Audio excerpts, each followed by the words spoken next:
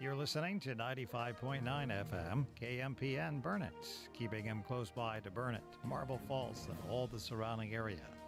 Now, from the ministries of the KHCB Network and Camp Peniel of Marble Falls, welcome to a special presentation. This 95.9 FM features the varsity football game of the week with the Burnett Bulldogs.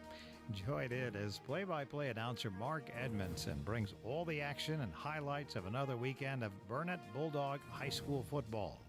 He is joined by Roy Kaiser in order to give all the details of tonight's contest.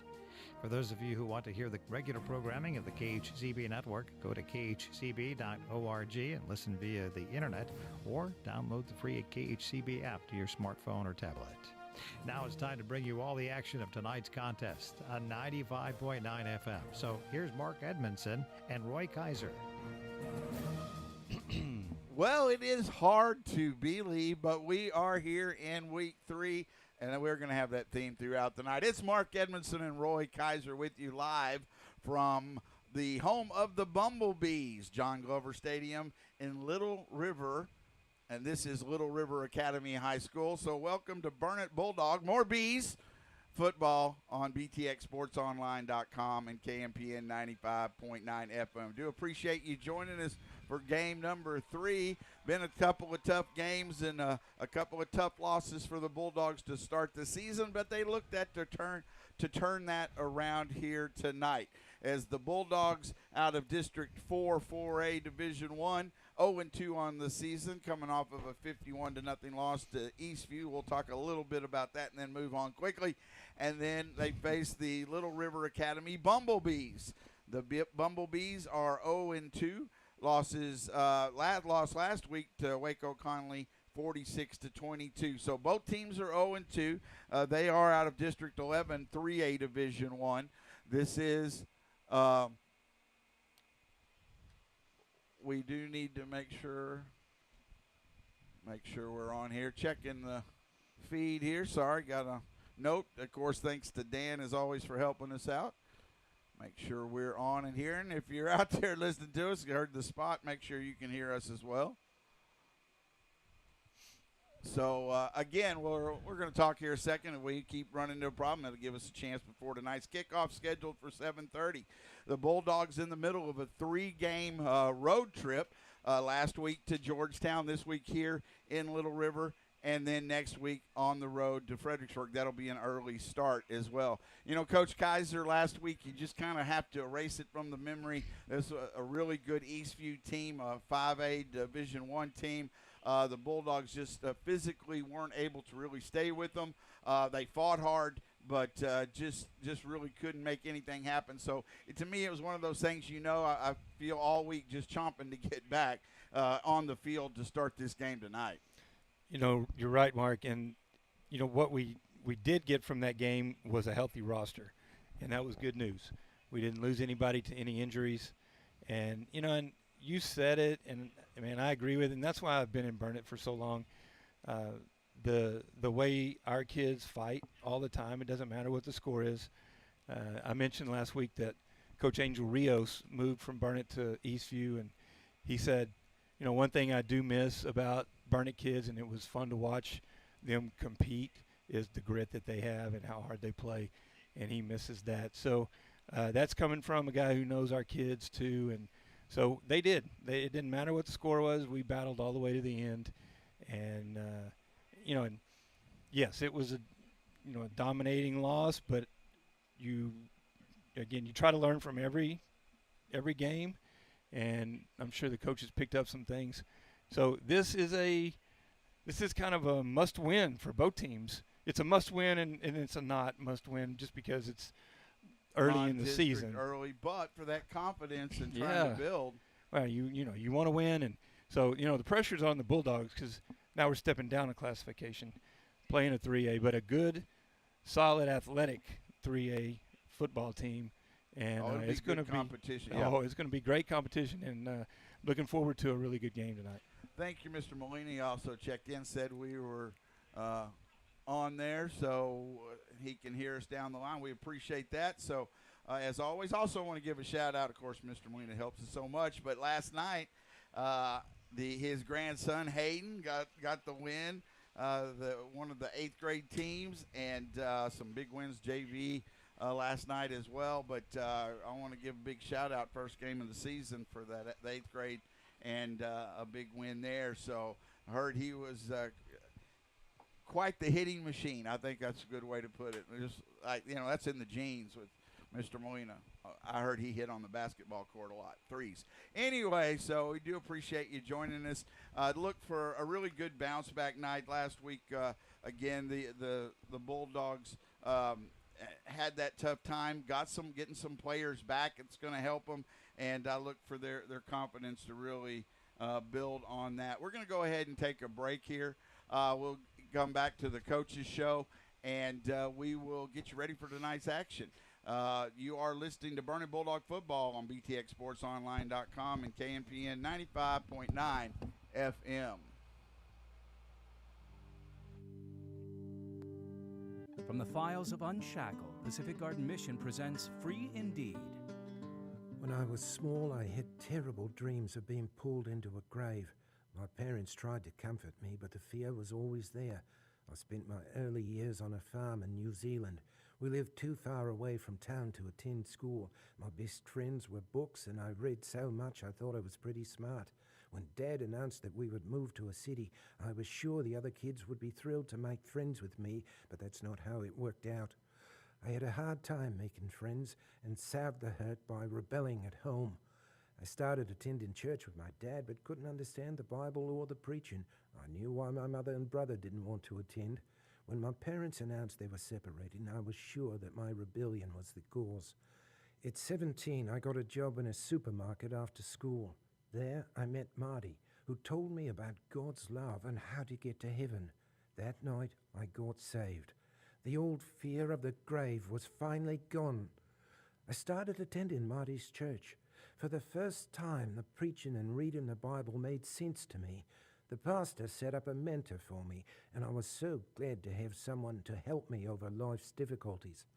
My father saw the changes in my life, and I was able to lead him to the Lord. I attended the church's Bible Institute, and now at age 23 am an assistant pastor. I'm Chris Brosnan. If the Son therefore shall make you free, ye shall be free indeed. If you would like to be free from the weight of sin by receiving Jesus Christ as Lord and Savior, call 1-888-NEED-HIM right now. Free Indeed is a production of Pacific Garden Mission, 1458 South Canal Street, Chicago, Illinois 60607. Email unshackled@pgm.org. It's week number 3 in the Coach Ben Spears Show, head coach of the Bulldogs. The Bulldogs are 0-2 after a tough loss to the Georgetown Eastview Patriots, 51-0. Please share your thoughts on the game.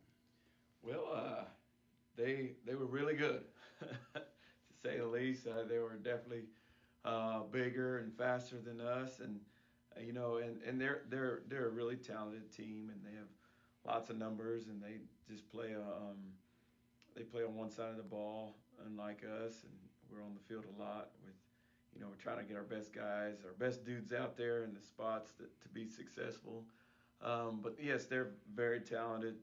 Their coach has a great team there, and expect to see them do good things in 5A from here on out. But there's some things when you play good teams, you can't make mental mistakes, or you can't shoot yourself in the foot, and that just makes them look even better. To give yourself a chance in the ball game, you've got to be disciplined. You've got to make every down count, and you've got to make sure we're pursuing the ball and not making those mistakes. And we made some, especially early on, that really put us in a hole. And you can't do that against any teams, especially the good ones, or it'll end up being the score it was. There are always ups and downs in a season, and last week was a pretty big bump, but obviously confidence needs to remain high. How do you balance that for the team? We've got to learn. We can't be making the same mistakes over again, and you don't want you don't want to not learn from it. You don't want to ignore it because it did happen. But you don't want to dwell on it either because they can't beat you. Can't let them beat you 2 weeks in a row. No, it's very easy to do that and get the woe is us attitude. And talk to the boys. It was just we need to focus on what we can control and ignore the noise because there's going to be negative talk from people that are outside the program who aren't invested in the program, who don't know what they do daily, what we have coaches do daily, and they're going to start talking and chirping in those kids' ears about what are we doing wrong or what are we doing right, and and we should be doing this, and why aren't we running this, and somebody needs to be playing more, somebody should be playing less. So those things, those negative talk and chatter that comes from the outside, these locker rooms, these source, we've got to be careful with that. But criticism is criticism. Some you've got to reflect and look at. Like some of them may be right, but that's our job, and that's what we do on here in this weekend during the weekends is to figure out what we can do better, put kids in a better place to be successful, and those are important. And you try to find the gold little nuggets in everything we do. And I think something good we came out last week is we didn't get too banged up. There weren't any really big injuries, and so we're pretty healthy going forward. We're getting guys back. So we'll have 2 or 3 guys back on the roster that's been out for several weeks, and so we're excited about that. This week, the Bulldogs face the 0-2 Little River Academy Bumblebees. What can you tell us about the Bumblebees offensively and defensively? Well, the Bumblebee, they're about right sitting where we're at. They're 0-2. They've played 2 excellent teams in Waco, Conley, Lexington. They're a talented bunch. They're searching for answers, kind of an identity of who they are. They think they know who they are, but they haven't put all the pieces together yet. It sounds like a lot like us. So both of us are searching for that first win, and we're hoping we get it this week. As far as offense, they've got several talented kids, and they're just trying to distribute the ball to them. They've been rotating quarterbacks and talked to the coach this week, and he goes, "We've got 2 guys taking snaps, and therefore the old saying is we don't have a quarterback." And so defensively, they kind of put themselves in a spot where they try to be successful with their athletes. They do not look anything remotely close to Eastville or compare them with the Lago Vista schools as far as size and speed and capability. But they're searching for their first win as well, and then they're licking their chops after, especially if you're seeing our score last week. They think it's going to be this week. So the Bulldogs are in a stretch of 3 away games. Does that have much impact on the team and the preparations you go through? I don't think so. I think we talked a little bit about it last week. We kind of like the road games. I do personally. It's just there's not much you can do is get the kids ready and prepared. And once that's done, it's, hey, let's get them on the bus and get them there, and we can roll on. And I think the better that they get used to what that schedule looks like and how to handle it and how we handle the itinerary for game day, it's just going to get better and better for them. And there's, when you travel, it just seems like the pressure's more on the home team as well. And so we've got that one out of the way last week, and we know what travel looks like, and so it's going to be a good little trip for us, and hopefully, with 7:30 start, push back a little later, and these guys will show up and get a good full warm up in, and we'll be ready to go. Thank you, and as always, good luck. Mark Edmondson, Roy Kaiser back with you live here from Little River Academy High School at the home of the Bumblebees. Seemed to be having a little volume as we were going to that break, trying to kind of work on stuff. Tried to adjust a little bit, but honestly don't want to make it worse by not having the broadcast. So we are going out on BTX through the YouTube channel, and also KMPN 95.9 FM. Again, hopefully it kind of evens out as the night goes on. But either way, we'll bring you the game. If you have to turn it up when it gets loud, just back. If I start to yell real loud, just back away a little bit. Do appreciate you joining us. And as always, game number 3 of the season. Real quick, Coach Kaiser, how did Little River Academy? They've had an 0-2. I'll mention the Bulldogs after, but they come in here 0-2. I mentioned their one loss, but how did they get to this spot? Well, just like you heard in the coaches show, they are 0-2. They have lost to Waco Conley 22-46 and to Lexington 21-45. So they're putting some points on the board and enough to win, but their defense looks pretty suspect. Looking at offensively, Mark, they with the 2 quarterbacks, they've both attempted 30 and 19 passes, but they look like they will bring it down and run. Both of them will carry the football 17 times and 14 times in these 2 games. So maybe a dual threat that they're looking for. It looks like Allen may be getting more of the snaps and more of the big plays, but 2 guys playing quarterback there.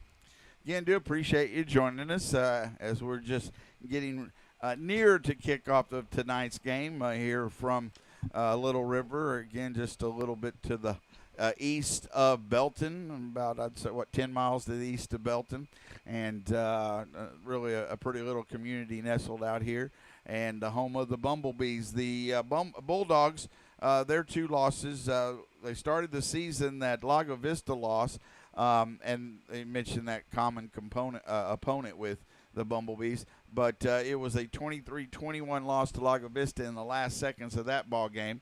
And then, of course, last week's 51-0 loss to Georgetown Eastview. Going to go ahead and get the starters, the offensive starters for the Bulldogs. I will as soon as I get my offensive starters pulled up. Do the defense for me real quick. You please. got it. So defensively, which, as I was talking about the quarterbacks, this is going to be a big night for the Bulldogs. And if we can limit them to 7 to 14 points, then I think things could be good for Burnett. So starting in the 3-4 alignment, you've got Noah Billick, Ellis Starkey, and Riley Howell as the 3 defensive linemen. Outside linebacker Marcus Pimentel and Trevin Park, who is back this week. Will linebacker is Chris Kastner. Good to see him back. He sat out most of the Eastview game with an injury, but he's back tonight. And then at the Mike linebacker is Alejandro Ochoa, who, Mark, is a good football player, makes a lot of good tackles for the Bulldogs. Cornerbacks, number 8, David Prather, and number 5, Matthew Williams. And the safeties, 2 steady guys, Colt Stanford, number 18, and good to see Lou Laidler, number 35 back, who was a dominant defensive player for the Bulldogs last year. And we're going to be glad to be calling his number quite a bit tonight.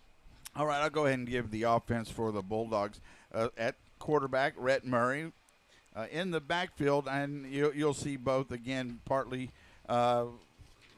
could be either one in the starting role, Josiah Coronado or Kasner, and you will see both carry the football at running back. The wide receivers, Colt Stanford, Marcus Pimentel, and Matthew Williams. What's up? And at the offensive line, Shane Conan, Brandon Westbrook, Jonathan Ryder, Nathan Torres, Johnny Sharon, and Peyton Shirley. On the school song being played here, the both the inflatables are up, so but neither team has come through.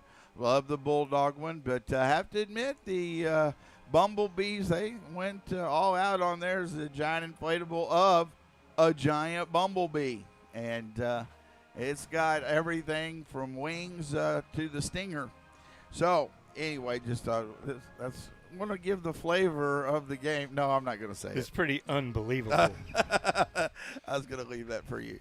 Unbelievable. We're going to have to be more serious tonight. Well, to be or not to be is my favorite writer, Shakespeare. Let's just bring this up a little bit. Thank you, all you English teachers, including the one sitting next to me. So, Well, let's just get them all over with right now. no, not even a chance. So we're just getting started. I'll go ahead and do the Academy Bumblebees offense. At quarterback, again, both quarterbacks will probably be in there at different times. Brody Allen, the sophomore, and Preston Rowe, the junior, will both be playing. At running back, Brian Grissom. Wide receivers, Cameron Barker, Colton Schreier, Landon Stewart, and Josh Mann. The offensive line, Matthew Sherburne, Michael Gonzalez, Deuce Neighbors, Isaiah Rodriguez, and Caleb Quilty. Defensively for Academy, they run what's called a 3-3 stack. So the down linemen, the two ends are Braden Reingold and Michael Gonzalez, and the nose tackle is Jacob Chafin. The three linebackers, number 10, Reed White, 0, Elijah Lavin, and number 9, Charlie Butler. And then 5 secondary players, the two cornerbacks, 16, Isaac Davenport, 22, Javion White, and 3 safeties, number 8, Josh Mann, 12, Tyler Robinson, 30, Isaac Steves. All right, appreciate that. And, of course, checking in early. Well, thank you, Coach Messer, with a video check-in. Appears to be of a giant run-through. I'm not sure what but thanks for keeping the theme with us, Coach Messer. Well, I wish we could show that. It is it's a little remarkable. Well, yes, I wish we could too. What we'll do is you take a picture and you go around to all the listeners. They're going to send in anybody. That's it. Anybody who catches all our B jokes on the night, the puns can write in, and you will go show them a picture. Well, what's interesting is I started getting text messages early in the week from buddies who were already starting with the B jokes. All right. I might work those in and give you credit later on. No, please. You take all the credit. I don't want any. I can't plagiarize. What are we trying to teach our kids? Good point. Thank you. Well, I took right from Shakespeare. I gave him credit. Yeah. All right. So we are still just a few minutes away from tonight's start. Look, Coach Kaiser, as I said earlier, I think the first thing is this Bulldog team needs a little confidence. This was a team. It took a couple of years, the last few years, and it was a team heavy with seniors last year that went 2 rounds in the playoffs, and a lot of players finding their way, as you mentioned, and we're going to see that. But they do need that confidence early on, and to me, this is their best chance to do that. And I think we'll see a strong showing from them. But it is going to be important to this team to kind of find its identity, and they haven't yet. No, they haven't, and it's kind of to be expected when you have a bunch of new guys on varsity and lose, quite a bit of experience, especially offensively at the skilled positions. So I think they're excited about their offensive line, and it's just a matter of putting it together, just like what Coach Spear talked about with Academy. They just quite haven't found themselves yet. And, and honestly, our first game against Lago Vista was a good game for us. And, and hope it was one of those you kind of hoped you could pull out and get that win, especially with Eastview on the schedule. So, tonight, big night for the Bulldogs. I see them playing with a lot of energy, a lot of excitement, and some hunger. They're having to jog past us to go to the tunnel because, in this case, the field house on the other side of the field. And so they're lining up. Bulldogs in their green pants, white jersey with green numerals, green stripes on the shoulder pads. Of course, the white helmets with the Bulldog coming out of the state of Texas. So about to come through the tunnel here in a moment, the Bumblebees, and the white pants, the green jerseys with gold numerals on it, white helmets. Again, the little town of Little River Academy High School, and home of the Bumblebees. Next week we'll be on the road in a couple of home games, including homecoming in that. But next week, that early start, 6:30, will go on the air, 7 o'clock kickoff from Fredericksburg, home of the Battling Billies. I got to get that in early on the season, as we know how I love to talk about mascots.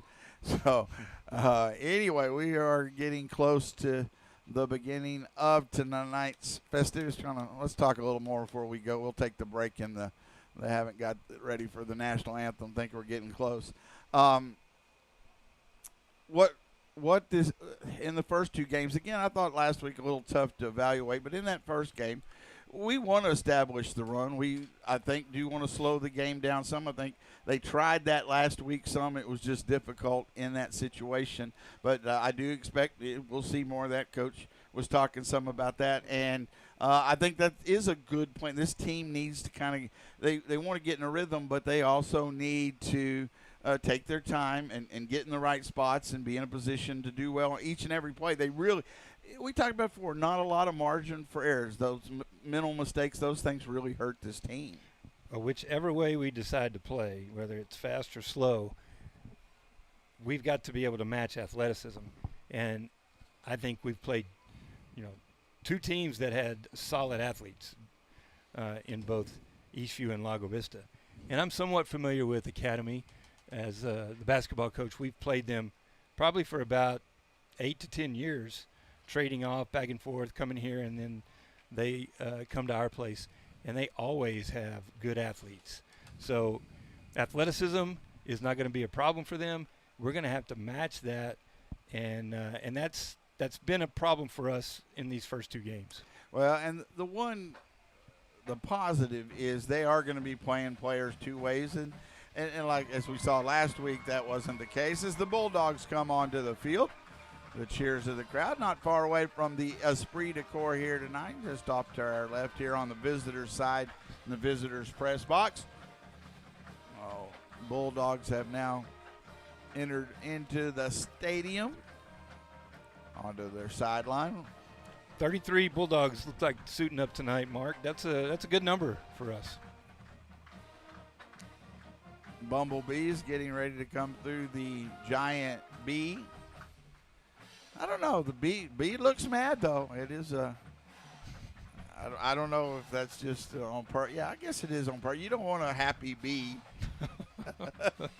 Yes, I do, because I don't want to get stung. Sorry. I'm just going to quit. I'm just going to tell you now, Coach Messer. I'm just going to quit looking at your texts. I might not. Well, especially he send you those too? No, he's not including me in that. Oh, so you need to send those to Kaiser. I'm a little hurt. All right, both teams are getting to the sidelines. Some get things moving a little quicker than others. We're still got 3 minutes there till the 7:30 scheduled kickoff. Well, they put more time on the clock. Well, we were just not having enough fun. That was the problem, I guess. But here come the Bumblebees of Little River Academy. Thank you for listening in, wherever it might be, whether on the YouTube channel. Wait, no, they do not have lights, do. Yes, they do. That is not. Okay, we're going to have to talk to somebody. So this is another week. Last week in Georgetown, on touchdowns, the lights flashed throughout the stadium. I did not expect that. It's a nice stadium, turf field, but I did not expect that at Little River Academy's stadium, but the lights just flashed all the way around, the stadium lights. Well, those look pretty high tech. Yeah. I've never seen lights that look like that. That's something we're going to have to talk to people about, and because we get listened to so often. All right, both teams are on the field. I'm trying to drag this out till we either find out if they go the captains, and I'll let you get the captains for the Bumblebees. At some point, I really don't, like I thought about it, I don't want to call them the Bees either. It seems like that's not fair, but Bumblebee saying that a lot might be hard for my old age. The captains are meeting for the Bulldogs. It is Marcus Pimentel, also Colt Stanford, Chris Kasner, and Rhett Murray. Sorry, go ahead. For the Bees, number 4, Peyton Wilson. Number 7, Adrian Branham. Number 44, Slade Schwacky, and number 55, Caleb Quilty. All right, they are meeting at the center of the field. Have the coin toss. After that, we'll take a break here as they go to the national anthem. We come back, we'll have the nice kickoff. Instructions being given.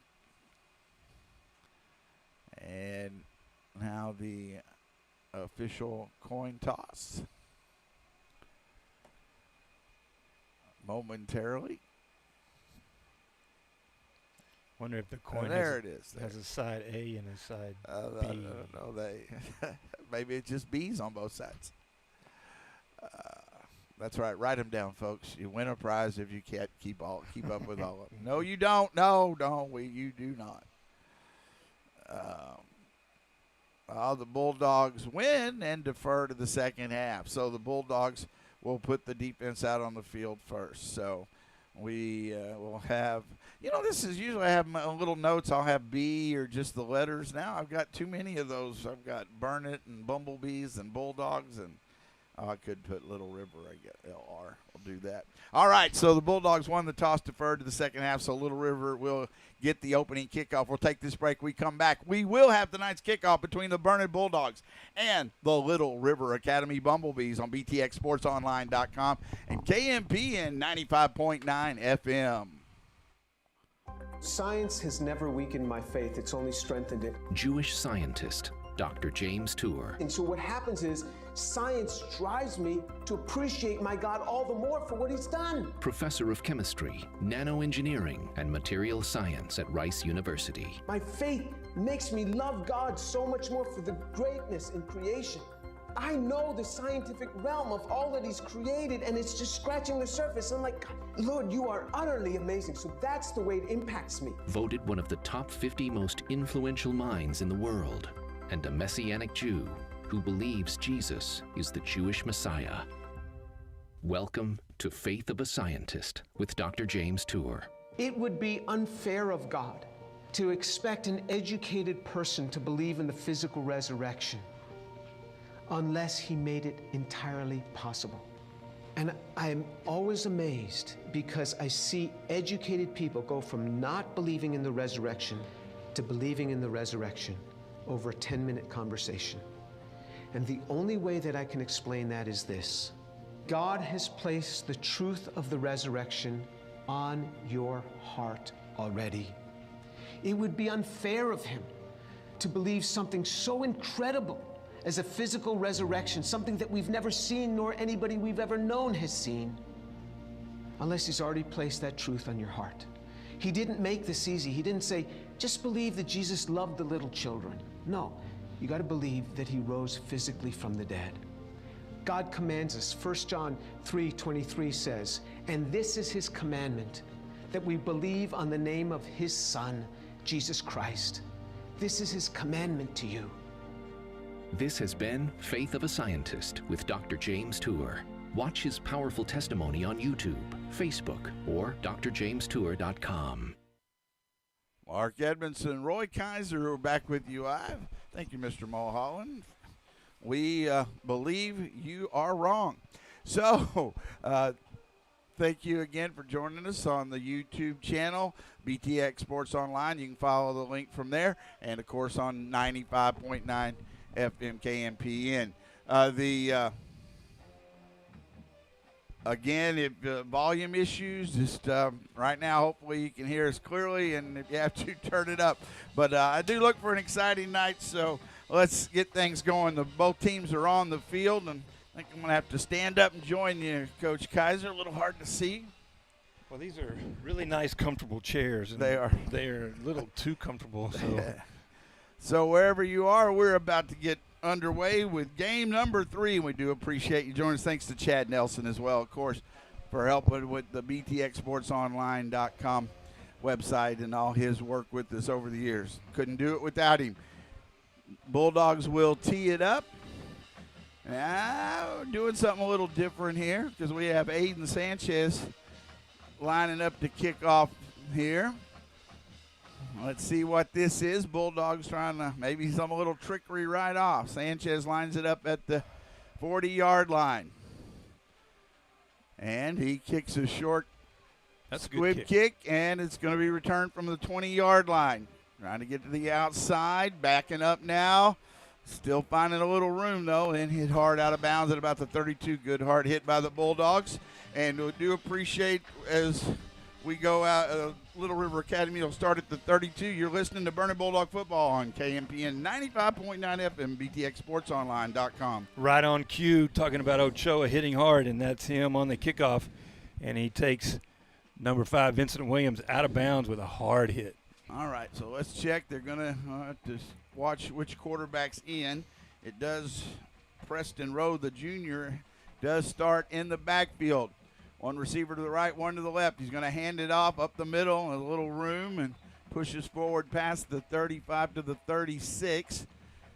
Make sure that's number 32 with the carry. Brian Grissom with the carry. Trevin Park with the tackle. And they are in a little bit of a hurry-up. Gain of about 4, 2nd down and 6. Rowe stays in, sends a man in motion. Rowe at quarterback on 2nd and 6. Going to hand it off again to Grissom. There's a hole, hit, push back at the 40.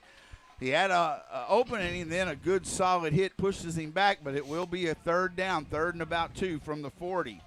Really good hit by Kastner there and a host of Bulldogs. So Bulldogs trying to get him off the field here. 3rd and a long 2, short 3. They're at their own 40-yard line. This is where the Bulldogs could not get a stop early against Eastview. Snap back, going to hand it off to Grissom again, following blockers, and I don't think he gets it. He is a yard short. He gets to the 42. Let's see what they do. They pick up 2 yards. You got to be ready. They're working at pace. 4th and 1 from the 42-yard line. They've been able to pick up that yard or so let's see what they do. They are sending the punting unit. I don't think you take anything for granted here. No, but, man, I tell you, a really nice job by our linebacker, and Howell steps in and makes a hard hit to keep them from getting a first down. Right nice now job. they are in the punting formation, but now I go up under center, and they do fake it, and he's trying to go for it. He does not get it. They give it to number 1, Brody Allen, the other quarterback. Bulldogs not fooled. He does not make it. Great defensive stop. Let's see. They're trying to say he wasn't any. I didn't think he was that close. But it's didn't matter. It is still a turnover, and they gave him a pretty good spot, but it is short. Bulldogs not fooled by the fake punt. Great field position. Turnover on downs. Big defensive stop to start things off. They start at their own 40 at the Bumblebee 43-yard line. Yeah, he's a full yard short there, 42. Mark. And 4 straight runs by the Bumblebees. And the Bulldogs step up and get them out on downs. It's right Great job. between the 42 and the 43. The ball is spotted for the Bulldogs offense the first time. Brought out by quarterback Rhett Murray. He's going to have the, diamond formation. 3 backs in the backfield. On 1st and 10 from the 42.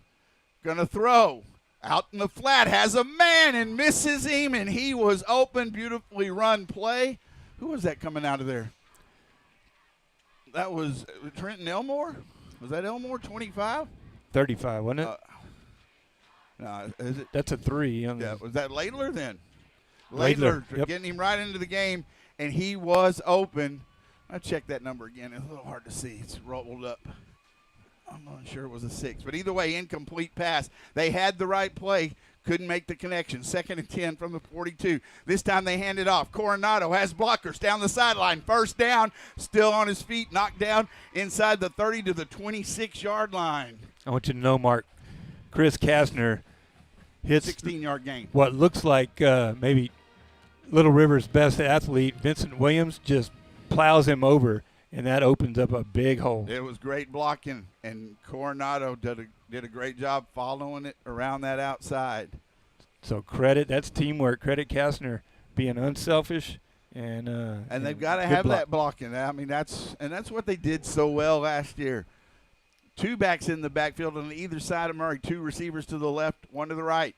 Man goes in motion, and then they swing it out to him. Coronado, can he get to the edge? He is able to turn the corner and pushed out of bounds inside the 20. It looked a little off, but they made it work. Pass from Murray to Coronado out in the flat. Let's see how far they get it down to.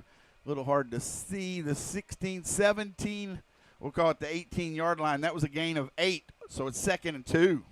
That was a really nice setup. And every play we've run so far on these pass plays have been set up very nicely, and they've been wide open. So we have 2 receivers to the right, 2 to the left. Coronado the back to the right of Murray on 2nd and 2. To 18, Murray to throw in the pocket, pulls it down, now throws it late, catch is made, still on his feet, and it's inside the 5. Was that Kasner? That's Kasner. Great catch. The ball was kind of tipped up in the air. Kasner with great concentration gets it to the 4-yard line. 14 yards pass from Murray to Kasner, and it's 1st and goal at the 4 for the Bulldogs. Great concentration from Chris to pull that in, because it was bobbled a little bit, maybe touched by the defender, and he pulls it in. 3 running backs again. Diamond formation. Laidler behind, and he gets the ball up the middle, still fighting, pushing to the 2 to the 1. 3-yard gain for Lou Laidler. Going to be 2nd down and goal from the 1. Laidler was the back in the back of that diamond, so it's 2 running backs on either side of Murray and Laidler behind him, and it is again in a pistol formation, same formation. 2nd and goal from the 1. Murray, he's going to hand it off to Kasner, and Kasner's going to take it in on the left side. Flag comes in very late. Let's see. What could that be? It was a 1-yard touchdown run, but they called a hold from over here by the sideline. He had a pretty good arm there. Goodness. By the ref. He threw it about 30 yards to make that call. I didn't see the hold, but it wasn't going to be necessary in there. But the big play takes a touchdown off the board, holding against the Bulldogs. Now that's those are those critical mistakes that Coach Spear talked about. Well, the Burnett coaches are not going to like that one, Mark. That looked pretty clean from here. Hands inside, good contact, and just unfortunate home call maybe. Got to overcome it. All right, so it's back to the 12 on the penalty. So it's still 2nd down and goal. It is goal from the 12. They're again in the diamond formation. That's what I call it. Back to pass. Throws it out to Kasner this time. Kasner can't come up with it right through his hands at about the 8. So it'll be 3rd and goal. Bulldogs have had one good play, and then the next one a little mistake. And, again, that consistency they're searching for. Right now it's 3rd and goal. They have it at they say at the 11, pardon me. Those, in fairness to the receivers, those balls are a little bit high and a little bit hot, so they're going to have to go up and get those. Coronado to the right of Murray. Trip receivers left, 1 to the right, Stanford. 3rd and goal from the 11. They show blitz. He stands in the pocket, throws, catches made, Chris Kasner for the touchdown. He pulled that one in as he rolled through the end zone. It's an 11-yard touchdown pass from Rhett Murray to Chris Kasner. Bulldogs on the board, 6-0 with the extra point to come. That ball was on the money. Yes, it was. It was accurate and on, with enough velocity that it got by the defender, and Kasner with great hands goes up with 2 hands, pulls it in. Beautiful pass play to get on the board. Extra point attempt by Sam Rodriguez. Snap is back. Hold is good. Kick is on the way, and it is good. Great start. Defensive stop. Bulldog touchdown. They lead 7-0 with 7:50 to go on BTXSportsOnline.com. KMPN 95.9 FM. Most of us have certain bills that require us to pay them off in order to keep using the service. There's another debt you owe, but this one you cannot pay yourself. It's called sin, and the Bible teaches it separates us from God. Fortunately, the gospel says Jesus loves you and paid that debt for you. It doesn't matter what you've done. You're offered this gift and can receive forgiveness. If you'd like to talk with someone to find out how Jesus can pay the debt of sin in your life, call us at 888-NEED-HIM or go to chataboutjesus.com. Mark Edmondson, Roy Kaiser back with you live. Well, you get the stop on 4th down. Your offense converts on 3rd and long. Big start. That's the start that the Bulldog coaches wanted. You defer, put your defense on the field, and get the stop and turnover on downs. And then you go right down. You overcome a questionable holding call, and you put the ball in the end zone and score first. Now let's put the pressure on the Bees. Point kick was nicely, everything well done. Snap back, hold, good kick by Sam Rodriguez was good, so it's 7-0 Bulldogs with 7:50 to go here in the first quarter. As you said, keep the momentum going. Well, it's good to have Kastner back, too. Like I said, he missed the majority of the Eastview game. So Aiden Sanchez to kick again. Another kind of pop-up kick return from the 18-yard line this time. Again by number 5, and he's knocked down after yardage up just shy of the 30. Again, that was Vincent Williams with the return. But they'll start at their 29. Bulldogs leading Little River Academy 7-0. 33, Adler Gehring sticking his helmet in there and making a good hit, knocking down, again, number 5, Vincent Williams. All right, they ran the ball on all 4 plays in their first possession. Now down 7-0. Let's see if they opened it up a little bit. Rowe in at quarterback. One receiver to the left, 2 to the right, 1 back in the backfield. They're going to throw it out in the flat and off and incomplete. It was not really close to Cameron Barker. He was just taking about 4 yards and turned around, but missed him by about 3. Yeah, Second and 10. Just a little button hook, and Rowe throws it wide to his right and, just looked off there. So 2nd and 10 from the 29 for the Bumblebees. 2 receivers to the right. 1 man goes in motion. Snap back. Going to throw it out in the flat. And got blockers. And going to pick up yardage as they get the pass complete to number 8, I think that was, yeah. Josh Mann. And he gets yardage up past the 30 to about the 36-yard line. That's a gain of 7. 3rd down now, 3rd and 3. Looked like the Bees got away with a little push in the back there. 2 receivers, no trip receivers to the right. 1 back in the backfield. Got a big tight end. Handoff up the middle, hit, and I don't think he gets it. Good stop by the line again. Looks like there's a hole there, but it closes quickly, and it's another 4th down. And it's going to be 4th and about 2. They gained a yard. They're punting to this the one. 37. I believe you're right. I don't think they'll try that again, but you have to be prepared. They gained 1. The fake last time resulted in 7 points for the Bulldogs. But great job by the linebackers from Burnett. They are stepping in, filling the holes, and making hard tackles and sending a message to Academy that we're here. And this is 4th and a good 2. Snap is back to the punter. He gets it away. Short squib kick off the right side of his foot. Going to be good field position. Just goes past midfield. It'll be at the 41-yard line for the Bulldogs. So this turnover on downs, the first possession, a punt this one. And the Bulldogs start at their own 41, leading 7-0, 6:22 to go first quarter. Yeah, the Bulldog defense came to play tonight, Mark. They're stepping in and again, sending that message that we're not going to let you run on us. And I think that's the philosophy. It looks like to me that they're struggling at quarterback to throw the ball. So 1st and 10, the Bulldogs trying to add to their lead. And this is important that the Bulldogs keep that pressure on. 1st and 10 at the 41, Murray. Coronado to his left. They're going to hand it off to Coronado, trying to get to the outside and can't get there. Coronado is gains, let's see if they give him a yard maybe. But he's very deceptive the way he runs, and he'll slow down and speed up to try to kind of find that opening. But they've got some athletes there in the secondary, and they just came up and able to cut that off. It is no gain, 2nd and 10. They do have a lot of speed, and putting 5 safeties back there, they have time to react, and that's exactly what happened. So 2nd and 10 from the 41, 2 receivers to the left, 1 to the right, short side of the field, 2 backs in the backfield. Going to hand it off up the middle to Coronado this time. He breaks the tackle. Strong run up to the 49. That's a gain of 8, and it'll bring up a 3rd down and a long 2. Even at the last 2 yards, just lowering the shoulder and pushing forward. No, what a great, tough run right there. And that might be where the Bulldogs can hurt the Bees the most, is right up the middle, because they do have a lot of pursuit speed.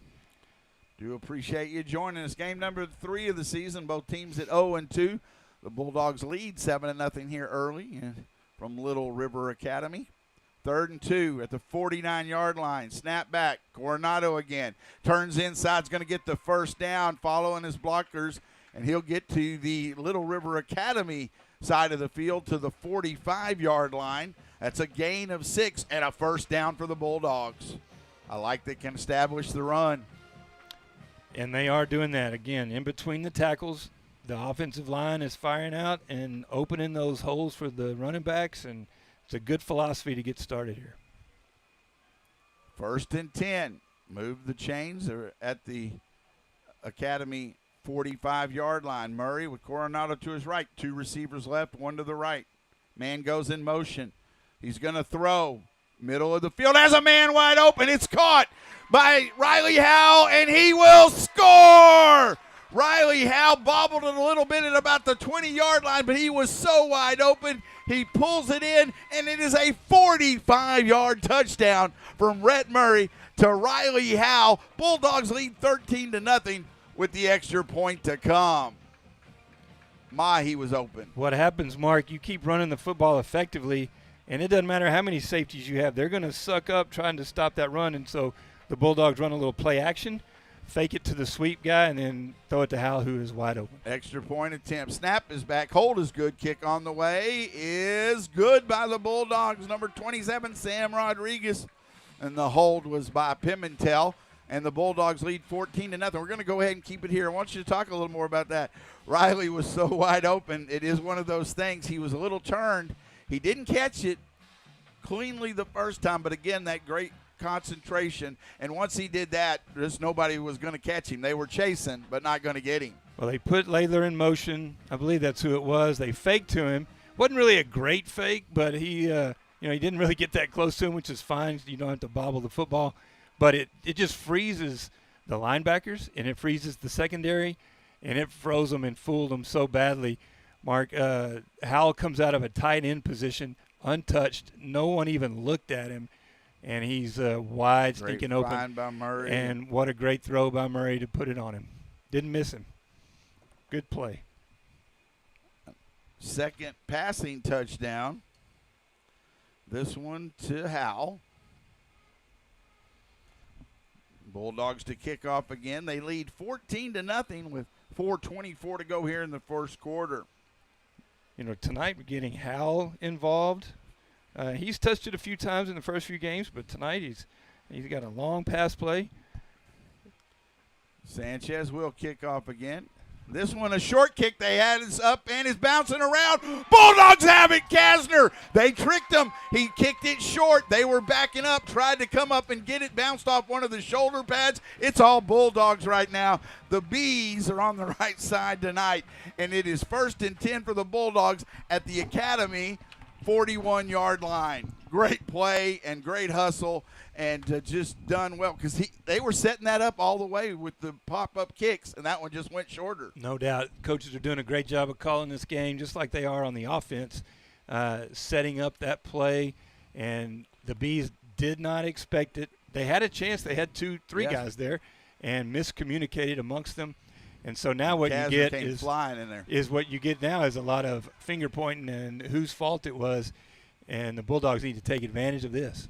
And Bulldogs, though, a little confusion themselves there getting ready. No, it was Academy had the timeout.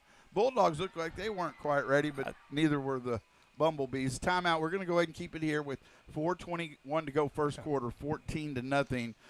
Long way to go, but just a great start for the Bulldogs. It just the precision, everything. There was a couple of mistakes early. You had the call again, the holding, but they have been on, and we talked about them. I'd heard, they might be slowing it down some, but they've gotten in a good pace, and they're really playing a little faster, and it's working. Yeah, and I don't think they really need to slow it down here. You need to keep your foot on the gas pedal and just keep pushing it down their throat. It's obvious that they did some work this week. They did some wound healing and soul searching, and here's who we're going to be. And of course, you get Lathler back, and he's a weapon. They're using him both offensively and defensively, even as a decoy, and opens up other guys. Murray has been pretty accurate so far and gotten a lot of guys involved. But we even seem to have a quicker step, even going in push again, Eastview out of the way. Yeah. But even from Lago Vista, yes, that precision just looks so much sharper right now. It's a great answer from Burnett for the last 2 games. All right, 1st and 10, Bulldogs at the Little River 41-yard line. They got him to jump. Free play. He's going to throw it to Stanford, and that's a hold, he's too. held. Well, I think that he already used his the flag. It is another call. Yeah, he threw his He hat. threw his hat. The ref already threw the flag on the jump, and I still don't understand what they do, but they do it so well. We didn't see it last week, but they just can get them to jump off sides. They got the entire defensive line Everybody to jump across. off sides. I'm kind of surprised they didn't blow it dead. It looked like there might have been contact, but we will get the pass interference. It was holding too, but they're going to call pass interference. So a big gain out of that. There was some contact, Mark, on that play. I believe you're right, and from this left tackle over here. So Bulldogs will move it all the way. The penalty will get it down to the 26-yard line, I think is right, after the 15 yards. So Bulldogs lead 14-0, 4:01 to go first quarter. You know, some of this might be the Bumblebees seeing the score from the Eastview game and overestimating the fact that they might come in and just blow us out. I found out that has mindset must have changed by now. Man goes in motion, Stanford, but they hand it off up the middle, and that is still on his feet. It's not. It wasn't Coronado, so it was a carry by Peyton Lopez. Peyton Lopez, checked into the game, and it was a nice run as he took on tacklers. He got inside the 10 to the 8-yard line. That is a 16-yard gain by Peyton Lopez, so he went to the backfield. Great to see. And he just carried defenders with him all the way, first and goal at the 8. He really did. He wouldn't be stopped. Just kept his feet moving and broke a tackle. And Lopez again in the backfield to the left of Murray. Trip receivers to the left. First and goal from the 8. Bulldogs lead by 14, looking for more. Murray, snap back. Throws it, slant, touchdown Bulldogs. This one is to, who got the catch in there? I think Pimentel. Double check that for me. It is an 8-yard touchdown from Rhett Murray. A little hard to see, and I think that's Pimentel going back to now hold for the extra point, and I'll give you a good call. Sure is, Mark. All right, so I'll do it again. An 8-yard touchdown from Rhett Murray to Marcus Pimentel. Bulldogs lead 20-0 with the extra point to come. Pimentel is down there on the knee to hold for it, gets it back. Kick is on the way, and it is good. We're going to go ahead and take a break. Bulldogs lead 21-0 with 3:31 to go in the first quarter over the Little River Academy Bumblebees on BTXSportsOnline.com and KMPN 95.9 FM. If a young person has a strained relationship with a parent or other adult, he may commit himself never to become like that person. But that's the quickest way to become the person he doesn't want to be like. We always become like the person we focus on, especially if our focus is emotional and full of passion. Instead, and this is true for young people and adults alike, we should focus on the person we want to be like instead of the person we don't want to be like. Focusing on Jesus Christ ultimately results in our being conformed to His image. Now, this is David Jeremiah, encouraging you to get on the road to new life. Discover God's way to focus on Jesus on Route 66. Route 66, driving the word home. Log on to Route66Life.com and get your roadmap for life. That's Route66Life.com. Route 66. Start your journey home today. Sanchez to kick off. This one goes and returned from about the 15-yard line. Looking for a hole, little space for the Bumblebees out past the 40. And they'll get it to their best field position. They'll start at just inside their own 45-yard line. So 3 touchdown passes by Murray in the first quarter. Bulldogs lead 21-0. It's hard to say who the MVP is, either the offense or the defense. They're both playing so well. Let's see if the Bulldogs can prevent the Bumblebees from gaining any yards with their best field position of the night. See, the quarterback still Pogue. No, Rowe, I'm sorry. Rowe. Preston Rowe. And it is, and he's going to get it. That's nope. old. And that is a big hit, push back. Rowe was just taken back 2 yards after he got a yard, but then he was driven back and paid. The Bulldogs hitting hard here tonight. Oh my goodness, Gain that of looked like Riley Howe on that, and just picked him up. Mark, that might be a penalty in the NFL, but not here. They're at the 46. It was a gain of 1, but Rowe did pay for that. Goodness. Yeah, that was Howe. Nice play. Got man goes in motion. Rowe at quarterback. Grissom to his left. He's going to throw. Has time. Deep pass. It's up for grabs. Going to be intercepted at the 30, the 40, down the sideline, midfield. Still on Little River Academy side of the field. Still running. Now to the right side. The 40. Taken down, it's Aiden Sanchez at the 36-yard line. Aiden Sanchez, it was like a punt, and then a nice return of about 35, 40 yards to set the Bulldogs up. Another turnover, and he just threw that up for grabs. His receiver kept running. Sanchez just had to wait for it to come down. Well, I think he was trying to get it to his receiver, just a bad throw. He just threw it up very inaccurately, and Sanchez will not forget that one. That was a great play and for him. And he returns it back to the 37. Nice return. He ran a long way. He had to go from the left side all the way to the right side almost. But it's 1st and 10, empty backfield for the Bulldogs. They start at the Little River 37.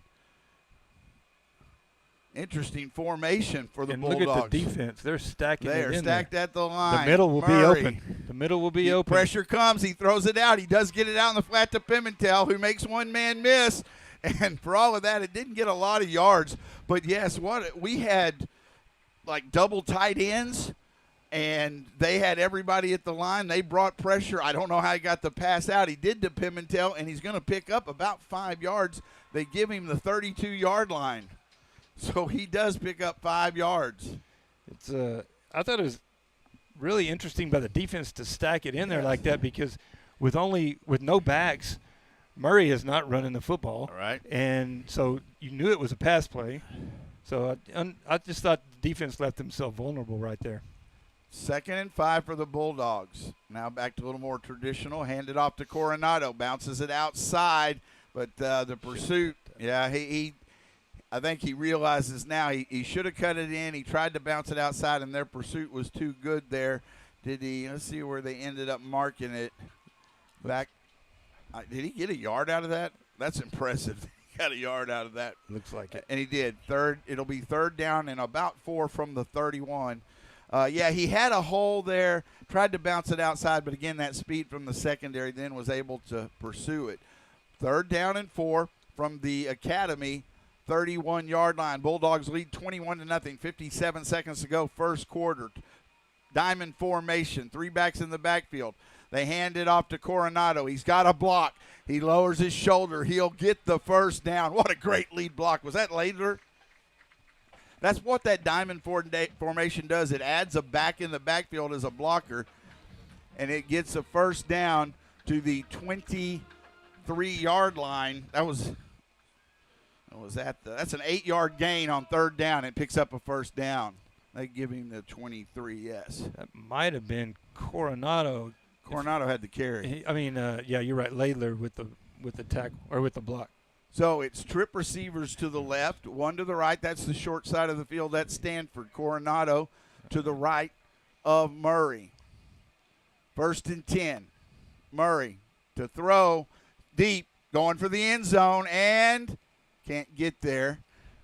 Had coverage over there, incomplete. 2nd down and 10. Coverage pretty tight over there. Not much of a window to put it in. But no, I like it, though. Take a chance every once in a while, stretch the defense out, make sure they know you're going to throw it. Trying to go to Williams there, sorry. And I think the middle is going to be wide open here. And if not, they're going to run it up the middle. 12 seconds to go. Clock stopped on the incompletion. In the first quarter, Bulldogs up 21-0 over the Bumblebees. You got a 2nd down and 10. If you run this up the middle, and we've had success doing that, you're going to get a good gain. Even if you don't get a first, you're going to leave yourself with a 3rd down coming out of the quarter. Bulldogs, I think, had to use the timeout. We're going to go ahead and keep it here. So 12 seconds left in the quarter.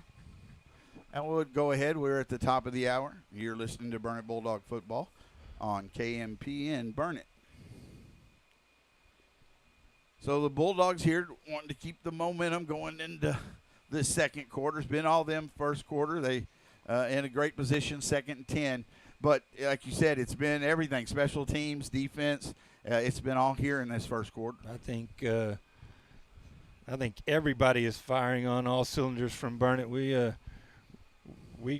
this football team came ready to play and make a statement that we might have been overmatched, but we're not going to ever come to a game and be out of it. We're gonna play hard, and so we've done that, and we've got one more play here probably before the end of the quarter, and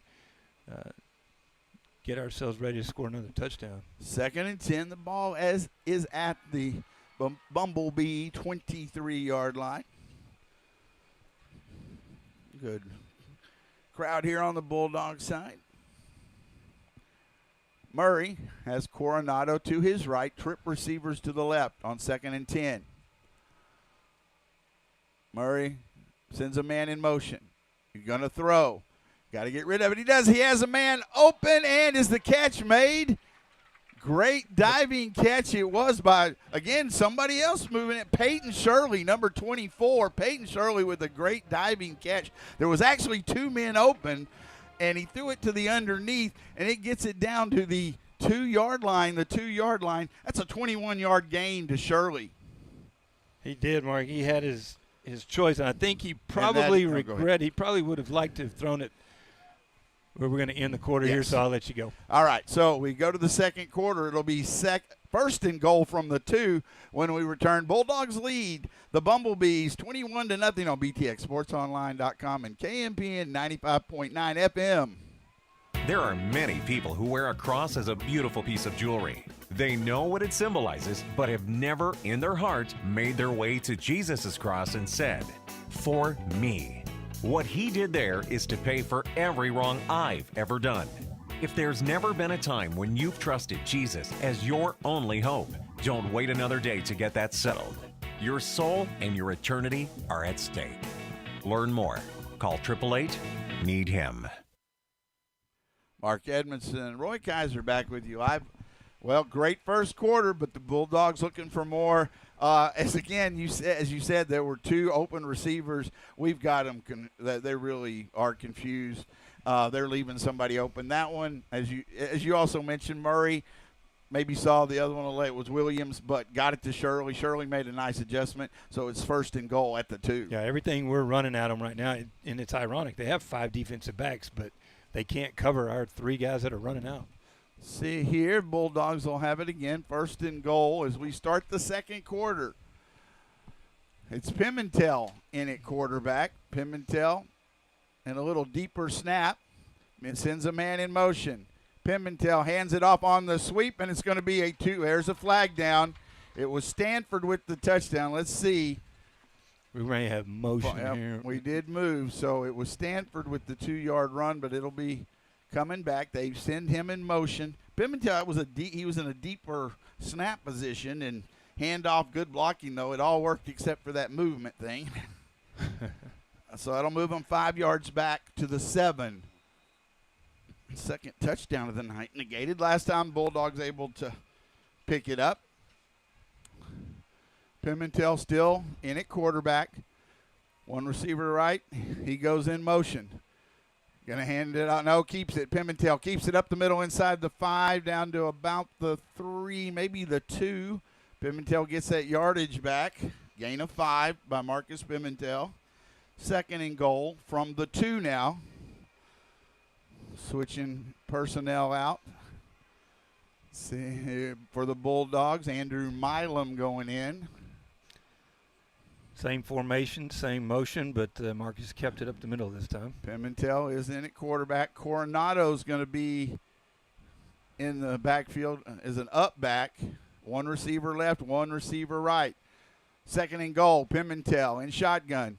Late snap, he's going to take it himself, and he walks into the end zone. Kind of strange, like people stop, but it's a 2-yard touchdown run for Marcus Pimentel at the 11:07 mark in the second quarter. 27-0 Bulldogs with the extra point to come. I don't think anybody touched him. No, and I tell you, this is good. This looks really good to have 27 points on the board and we're just starting 1 minute into the second quarter. It's going to be, again, Pimentel to hold for the extra point.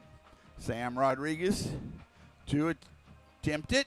Snap is back. Hold not good. Pimentel rolls out, looks to throw, trying to get away, still on his feet, trying to get in. Can he get to the corner? He did. And he does. Pimentel ran about 50 yards to get the 2 points on the bad snap or bad hold. He couldn't come up with it. He rolled, looked to pass, then went to his left, went out of my view, and just over the outstretched of a tuba playing, I was able to see the arms of the ref go up for the 2-point conversion. So I was trying to get there, but it was good. Bulldogs lead 29-0 here in the second quarter. That's even when things not working. Yeah, even the busted play, we scored the 2-point conversion. So great job by Marcus. Again, all heart. And I tell you, you want him running the football when you've got a busted play because he's going to give it everything he has. All right, so that was ended up being a 2-yard touchdown. But 8 points with the 2-point conversion by Pimentel. Makes it 29-0. 29-0. 11:07 to go in the first half. He had to go back 5 yards from the hold, so he ended up running 15-yard touchdown. Yes, he went right, conversion. Tried to throw it. People were chasing him, able to outrun him to the pylon. We'll have Sanchez kicking off again. And another high kick going to be returned from about the 16-yard line. The 25 up to the 30, but still good coverage by the Bulldogs. Give him, I think, the 31-yard line. Ochoa with his second tackle on one of the kickoffs. Such a good football player. Bulldogs defense goes back on the field. 11 minutes to go in the second quarter. Bulldogs up 29-0. Appreciate you listening. Thank you for the comments and sharing with us tonight. And as always, Coach Messer, why so serious? 1st and 10 for the Bumblebees. They're going to hand it off to Grissom, and he just pushed back, nowhere to go.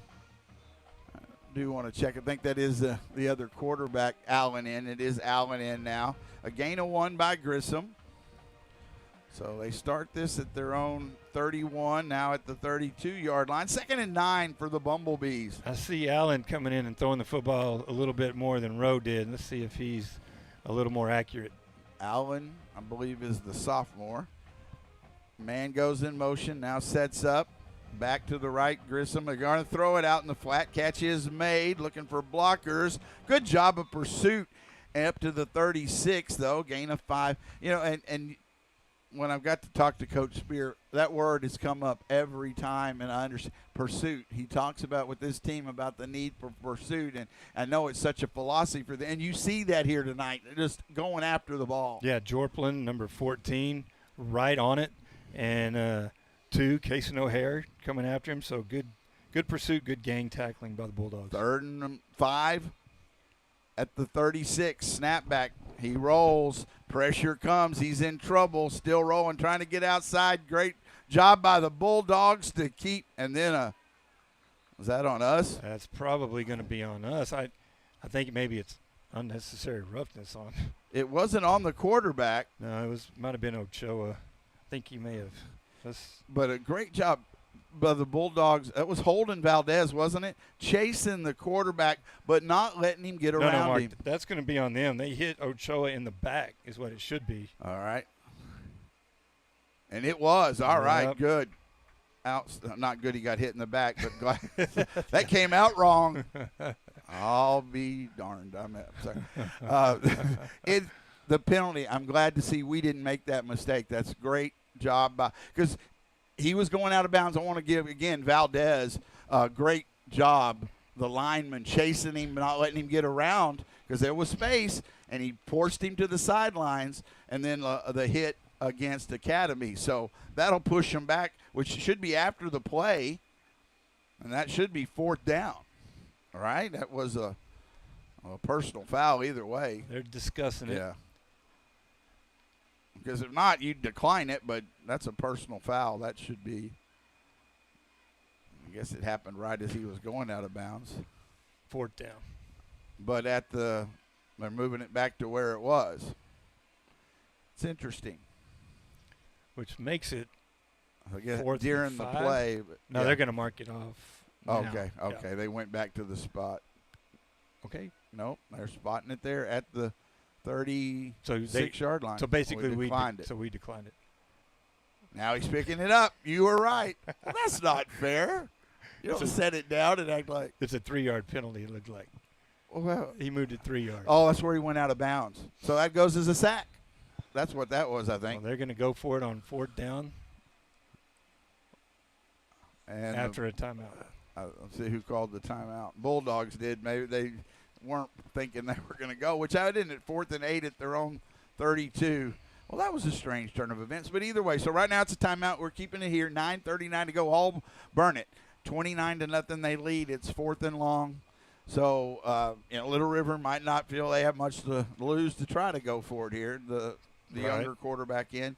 But, again, that pursuit, and in my mind, that's going to stick there all night when Valdez just – look, I like linemen, and he was a much bigger lineman chasing the quarterback, and he did not let him get around him. He showed a great deal of speed and just pushed him out of bounds. It was nice. He was not – No, it looks to me like, Mark, the script has been flipped from 7 days ago, and it's the Bulldogs defense who smell blood on every play, and they are coming after them. And there's really nothing there. Even what might look promising for the Bees offensively, the Bulldogs shut it down quickly. They're at the 33 is where they did mark it. They do 4th and 8. They are in regular position to pass. He has time, pass in the middle, and should have been intercepted, but it was knocked away, which is really better for the Bulldogs. Exactly. They get it further upfield. Pimentel. But Pimentel, the coverage was all around. No chance for that to work. And turnover on downs, another turnover on downs. And the Bulldogs defense just tremendous again, and they will give the offense the ball, who's been tremendous, at the 33-yard line. Again, 4 of 5 possessions have started on the Little River side of the ball, of midfield. It's a little puzzling, Mark, because I'm looking at height, size, athleticism in the green jersey, and they just haven't put it together right now. And we're dominating. And we're this showing game. it. We're saying we're taking advantage, and we have at every turn. 1st and 10 for the Bulldogs at the 33 of Little River. Kasner goes in motion, now sets up, and then a whistle. Oh. False start. Maybe not a very loud whistle. Yeah. As some players went ahead and ran the play. Started the route. Now, you don't want to get – it's 29-0, long way to go, and you want to keep it sharp no matter what. At some point hey, we'll get some more players in, fine, but this is something you don't want to ever have a letdown. This is where they need to keep that focus. 5 yards back to the 38. 1st and 15. And another flag. Well, another false start. I thought there's no way, Mark, that we're going to have a letdown. We had 51 put on us last week. And I think the Bulldogs want to do the same this week to the opponent, but now we're going backwards. Well, I have to go back that game against Lago Vista. It was about true. 7 or 8 minutes of just both teams in that week against Lago Vista and Burnett. Both just all of a sudden couldn't do anything. So you want to keep that focus. 2 false starts in a row is not what you want at all, anytime. 1st and 20 for the Bulldogs. Got the diamond formation. Now they get the snap off. Swing it out. Caught in the flat. I think that's Laidler. You have to check that for me on the far side of the field of the 35. It was Laidler with the catch. And they're going to mark it up to down to the 36-yard line. A gain of 7. Gain of 7 to Laidler from Murray. Williams is going to split wide left, one receiver to the right. Again, the diamond formation on 2nd and about 14. Snap back, hand it off up the middle to Laidler this time. Finds a little room, still on his feet. Good run, positive yardage past the 30 down to the 27-yard. That's another 9 yards.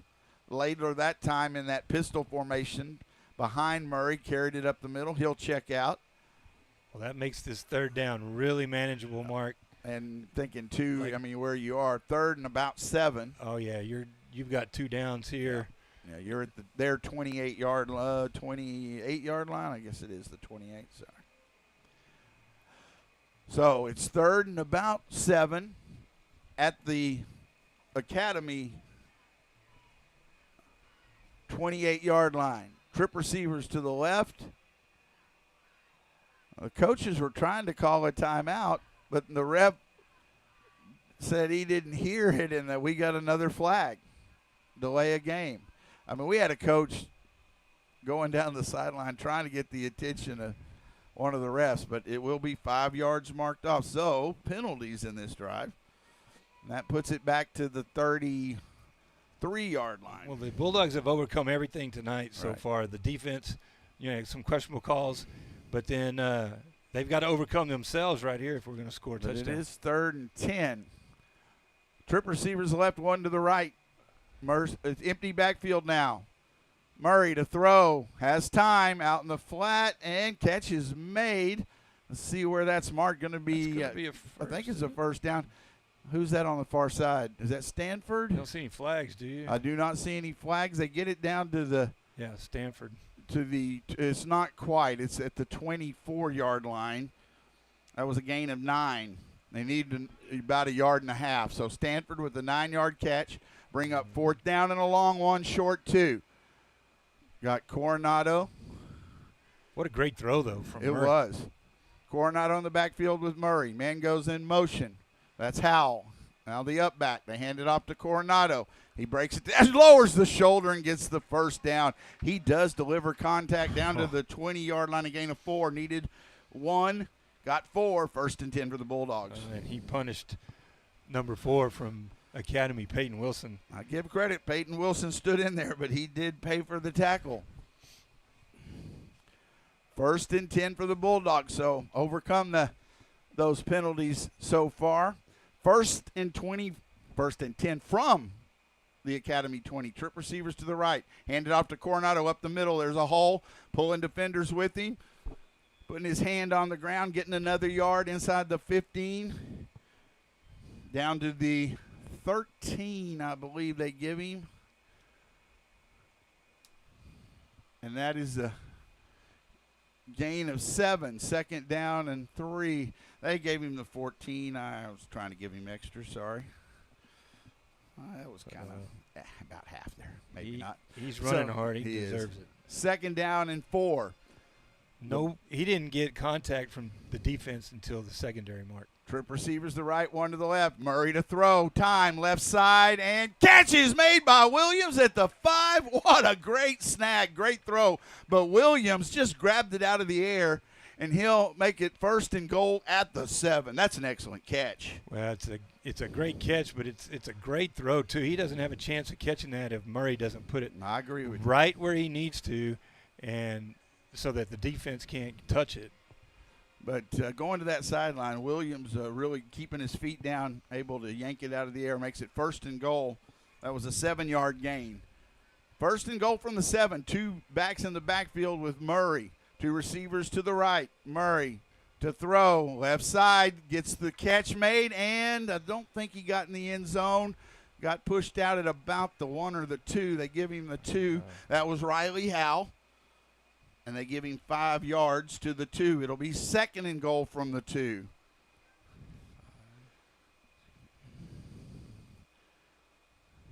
Well, appreciate that from Sul Ross University. Yes, sir. Just Thank saw you, that. Coach Wood. Coach Wood. Appreciate you joining us and letting us know. We mentioned you, Coach Wood, in the first broadcast. It is Pimentel back in at quarterback. For 2nd and goal from the 2. Man goes in motion. They hand it off on the sweep, and it's going to be a touchdown for Stanford. He got one of those called back earlier. This one, it will not come back. 2-yard touchdown run for Colt Stanford. Makes it 35-0 with the extra point to come. Just domination. It really is. Academy has not been able to stop anything that the Bulldogs have tried. It's just again, the script has been flipped, and the Bulldogs are enjoying the other end of it this week. The snap is back. Hold is good. Kick on the way. Rodriguez's kick is good. We're going to go ahead and take a break with 6:28 to go in the first half. 36-0. The Bulldogs lead the Bumblebees on BTXSportsOnline.com. KMPN 95.9 FM. Here's Pastor Jeff Shreve with Real Hope. So many marriages are in trouble today. For lots of couples, they entered into marriage thinking they were getting the ideal. But then the honeymoon wears off, and their ideal often turns into an ordeal, and they begin wanting a new deal. Hey, what can be done for a marriage that has hit the rocks? The Bible tells us that God specializes in giving beauty for ashes. He can take all the hurt and turn it to healing by the power of his cross and empty tomb. You see, if I'm walking with God and my wife is walking with God, then we can handle any issue and any problem. But without submission to the Lord, selfishness inevitably begins to reign. It always leads to a dark place of isolation. But when we say no to self and yes to Jesus and give him control, his peace and power will transform the marriage. Now that's real hope. Find real hope in Jesus Christ. Visit FromHisHeart.org. Mark Edmondson, Roy Kaiser back with you live. Bulldogs lead 36-0. 6:28 to go first half.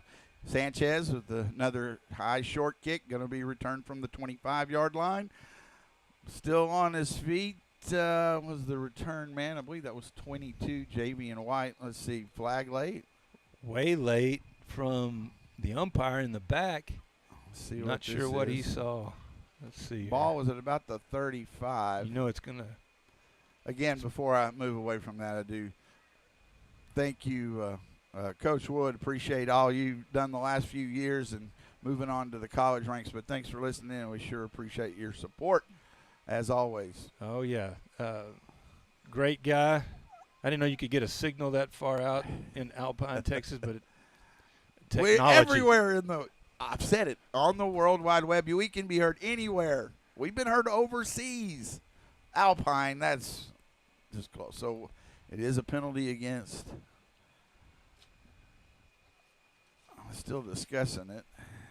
I think it's a personal foul on the Bulldogs. So maybe from a block in the back. The They're coaches don't like it, though. They're going to give them the best field position of the night as they will start at the Burnett 47-yard line. You know, I'm not a football coach, and so I rely a lot on their reaction to know basically what happened. Right. And, you know, they're not always right. We're not always right as coaches, but they question that one pretty consistently, all of them. In fact, they're still coaches, talking about, yeah. Coach Spear's still out there talking. Could we record that? I want Coach No, Kaiser said. No. I'm going to have to go back and see if we can get that erased. Get that erased, yeah, the coaches. Lord, it's hard to be humble. Yes, it is, when you're perfect in every way. Oh, Mac Davis. Oh, great songwriter. Yes, sir. I've often said that should be my theme song. Others have disagreed, as it turns out. Well, we don't get our way here. Yeah, Coach Spear got his say. I don't think they're going to move it back. I think he knew that too. But it is at the Burnett 47. Bulldogs in control, 36, and that is an understatement. 6:21 to go. The Bumblebees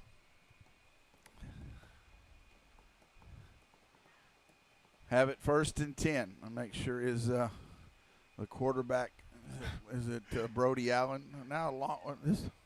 Number 8, the wideout, Josh Mann for the Bumblebees, is waving fiercely at the quarterback, thinking he's going to be open on this play. Snap back. They throw it to the other side. The catch is made, but a tough hit. Bulldogs right there. Again, that is Allen at quarterback, the sophomore. See on that far side, I think that was the number 5, Williams, Vincent Williams, but short gain, about 5 to the 42-yard line. Sorry. A little further than I thought. 2nd and 5 for the Bumblebees. Snap back, throws out, same play, and incomplete. thought he caught it and then it was knocked down, but incomplete. It'll bring up 3rd down and 5 from the 42. Who is our cornerback over there, Mark? It's so hard to – is that 5? I think that is Williams. Matthew Williams. Williams He's made 2 good tackles and broke up that last pass He's play. right there. He's able to stay close. So now they're moving man, number 8, to the other side. Maybe trying to pick on Williams a little bit. Let's see what he does. Got a interesting formation, kind of big tight end in. They look to throw, but he has to pull it down and then on his feet and did a nice job. Allen running with the ball is going to get the 1st down. Up down to the 23-yard line. He was in trouble, no chance to throw it, but he did break containment and showed good awareness there to get down to the 23-yard line and get a 1st down for the Bumblebees. About a 19-yard gain. He showed impressive speed, too. That might have to be more in the offensive scheme from this point on for them. Allen, at quarterback. 2 receivers to the left, 2 to the right. That's the short side of the field. He's going to keep it again, and they do see that, and he gets more positive yards as he just quarterback kept that one.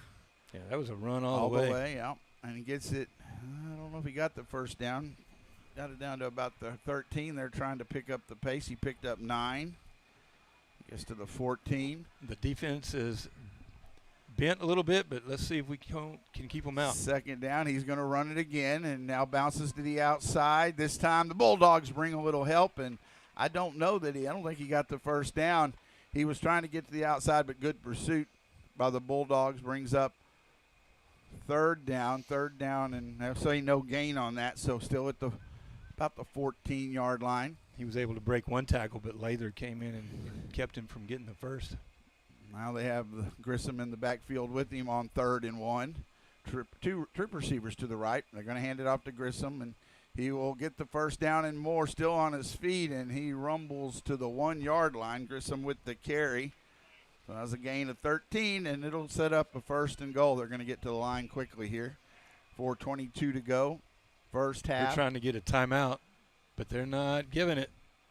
We cannot get a timeout called. A snap back, handed to Grissom. He's hitting the backfield. He does get in. I thought we were going to stop him, but Grissom, tough running. And there go the lights. They do have that in green even. But it is a 1-yard touchdown. 1-yard touchdown run for Grissom. I believe that was Grissom. Let's see what they do here. 4:01 to go. They're going to bring in their kicker for the extra point attempt. You're right, Mark. Good contact from the Bulldogs in the backfield as soon as he handed it off, but just broke the tackles. Snap is back. Hold is good. Kick on the way, and it is good. We'll go ahead and keep it here. 4:01 to go in the first half. The Bumblebees able to put their first score on the board, and it is 36. I believe they got it. They haven't put it up on the board yet. I thought they put up the point. 36-7 should be the score. Well, a little unfortunate, Mark. You would kind of hope that the Bulldogs would hold them scoreless throughout the first half, because that gives Academy a little bit of hope, like, hey, we can do something, and we found something in our quarterback that they weren't able to stop. And so they may try to use his legs a little bit more in the second half. I agree, but I think they've kind of got to be. I think they're going to be careful in a game this far early in the season. Yes, you want to see what you can do with him, but you're not trying to probably put him in. Bulldogs will adjust to that, and the way they're hitting tonight, I don't know how much punishment. I think but you're right. They've got to see what they're trying to find out what they have in him too, as again both quarterbacks have played. So definitely something they'll look at. Right now, I think with 4:15 to go, this is a good drive for the Bulldogs offense to come back, though, and still do what they've been doing and, not make a mistake here. And yeah, you got to be ready for anything on this kickoff. And the kickoff by the Bumblebees is a deep kick. Going to be returned from about the 4-yard line. That's Ladler, and he tries to bounce to the outside, has a bit of a lane, and gets around one defender, pushed out of bounds, but a good return of about 35 yards. I'll mark it at the 39-yard line. Ladler with the return. Really solid return. Gets it back to midfield, or close to it, and So good starting position. Bulldogs have had great field position all night. They'll start this one 1st and 10. It's 36-7. Bulldogs with the lead. 4:05 to go in the first half here from Little River Academy. We've got under center. We've got a quarterback under center. I believe that's Murray. It is. And then he pitches it to Coronado. No, pitches it to Howell. And then there's a holding call. So did something a little different, end up not going to work out too well. I'm sorry, that was Peyton Lopez, not Howell. I apologize. Lopez, 15, was in the tailback position, but under center. But it's going to be a penalty against the Bulldogs. So Lopez with the carry. He picked up 4 or 5. But I looked up, there was that a direct snap? But no, like a little change. You have to be prepared. Under center, not on the 1-yard line. And then a pitch. Well, I tell you, Mark, I've been incredibly impressed with the distribution of Murray tonight. He's given the ball through the air to 9 different receivers. Was a hold, who have caught a pass. 1st and 20 for the Bulldogs. Now in shotgun, trip receivers to the right. Murray sends a man in motion. He's going to throw. In the middle of the field, has a man. Catch is made past the 40, 45, pushing towards the 50, get to right to midfield, and that'll give the Bulldogs a first down, a 21-yard pass to, I believe, let's see, came up out of there. It was Aiden Sanchez. Sanchez on the slant and just drug a defender, 3 defenders to the 50-yard line for the first down, 21-yard gain. Well, a big gain for Sanchez, and his first pass makes it the 10th receiver that's caught a pass tonight. He did catch one for the other on the other side. He intercepted one. 2 receivers to the right, 1 to the left. To throw out in the flat, and is that catch made? Good, strong throw. It is. Stanford on the outside with coverage. No, it's not Stanford. Nope. We've got 14. That is Cohen Jorplin. Cohen Jorplin. Keep getting more. I'll get you another sheet of paper. We're gonna have to have one. And that was a gain of 9 to Jorplin. I mean, talk about spreading it around.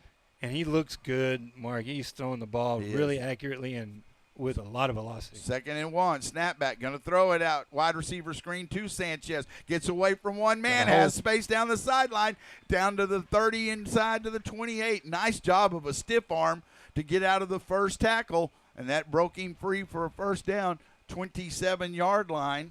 That's a 12-yard gain and another first down for the Bulldogs. 3:06 to go here in the first half. 36-7 Bulldogs with the lead and driving. That puts Murray over 100 yards of passing tonight in the first half. Lopez is in the backfield to the right of Murray. 2 receivers left. That's a short side of the field. Murray on 1st and 10 to throw. Out in the flat. Guys to get it to Lopez off of his shoulder pads. Incomplete. It will be 2nd down and 10. Yeah, that one's a little behind him. Would have been a tough catch for Lopez. 2nd and 10 for the Bulldogs. They're at their Bumblebee 27-yard line. Trying to put another score on the board before half.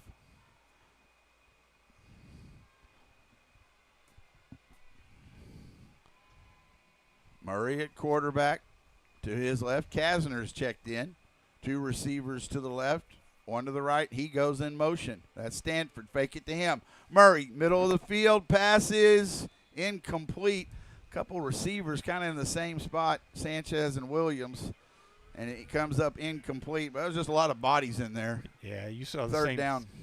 I saw the same thing you did, Mark. Just maybe a route that was run the wrong way. But by having those receivers right there, you have too many defenders, and I was afraid that might get tipped. 3rd down and 10 from the 27. Coronado checks in late.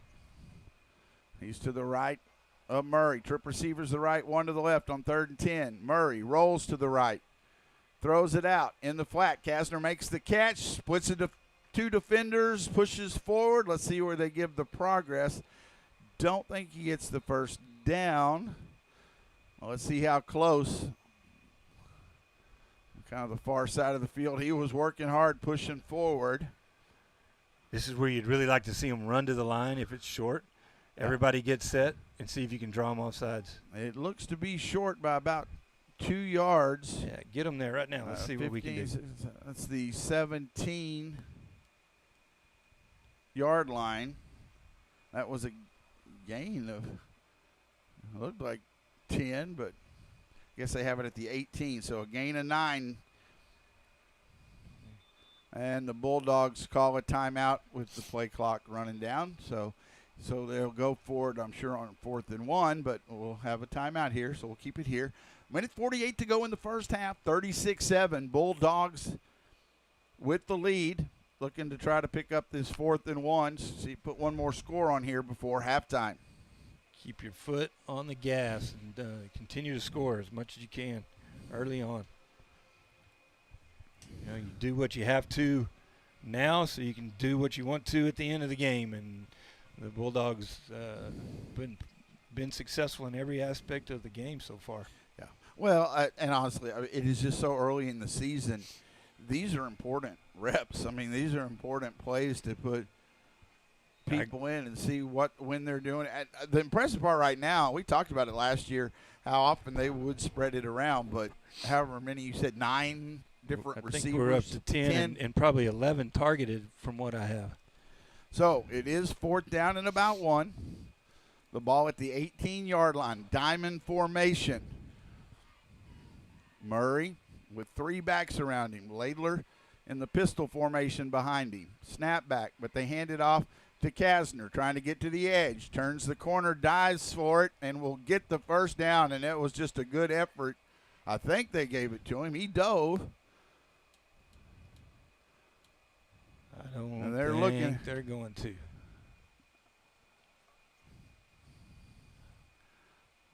It sure looked like he, but now. Well, one thing about it, they're gonna measure it.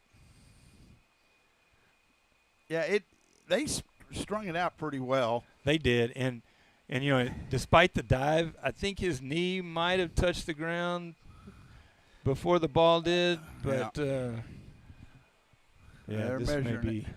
may go against us here. It's very close. Yep. So turnover on downs, came up just short. Thought on that initial dive, but they measure it. And it's right now, minute 40. The main thing is don't give up something big here. The Bulldogs' first drive that did not end in a score, but it did end at the 18-yard line, just coming up inches short. So it goes over as a turnover on downs. Little River will start at their 18. Did he get a gain on that? No. Okay. I mean, they needed a yard, so truly I wouldn't get a gain. All right, so it will be, I think, number 1 back in there. Allen is at quarterback. 2 receivers to the left, 1 to the right. Low snap in the pocket. Has time. Throws it deep, middle of the field. And the incomplete. Actually hit one of the defensive backs in the back. The receiver was out in front, but the coverage was there, and they just waited. And I'm not sure which one it hit. Sanchez was there, and was Stanford the other one there? Yes. And so not a bad throw, but you could see that's about as far as the sophomore right now. It was a pretty good heave, but. You know, and he's thrown some accurate balls, so he may get a lot more of the reps they can have. 2nd down and 10. Snap back. He looks to throw again, throws it deep, this time on the right side, and that was catch close. Incomplete. That was close. That was intended for Cameron Barker. So quickly 3rd and 10. I like it. They're testing his arm now. Saying you're right. The other side of the coin, though, is the clock is stopped at 124, and it's 3rd down. And 10. And the ball is deep in Bulldog territory. So are they going to give it to us down here? They might try it again. We get it back, we may score another touchdown. 3rd and 10, empty backfield for Allen. He's going to keep it himself up the middle, and Bulldogs bid on that a little too well, and he showed his speed. Yeah. Got the first down. That one you kind of should have seen coming. That you could almost think they might do a little draw there, and we allowed ourselves to be blocked out of it. Well, we did, and we stunted hard from the defensive end spot, and just that created the opening. 1st and 10 at the 35. Allen, empty backfield again. He's going to run it again. This time we were expecting that, and he gets maybe a yard to the 36. Minute 8 on the clock stop. Little River is using their timeout. We're going to go ahead and keep it here. So they're setting up and figure another long, deep pass here. I would think they're going to try it again. I can understand that. They're definitely, as having the two quarterbacks, they're trying to find things out about themselves. Right now in this first half, the Bulldogs have found out a lot of positive things. Now, I do think, just like last week, you can't get too low. You have to kind of be careful here. Long way to go here, and then you want to keep playing well. But just a great first half of, again, to me, the execution and the crispness that we needed to see from the Bulldogs, and it's certainly been evident here tonight. Well, you don't play this way unless you're confident, and so the coaches were able to get them that way during the week. And, the boys watched film on Academy, so they knew who they were playing. But, again, they're impressive looking. They're big. They're athletic. I agree. And so, but our guys were not intimidated by the looks.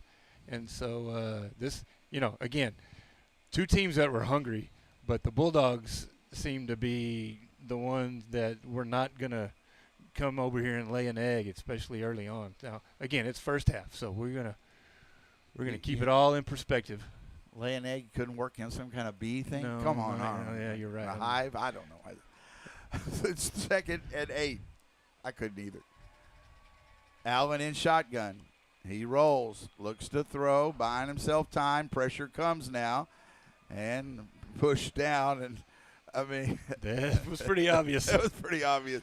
That might be a 36-7 not pushing the back.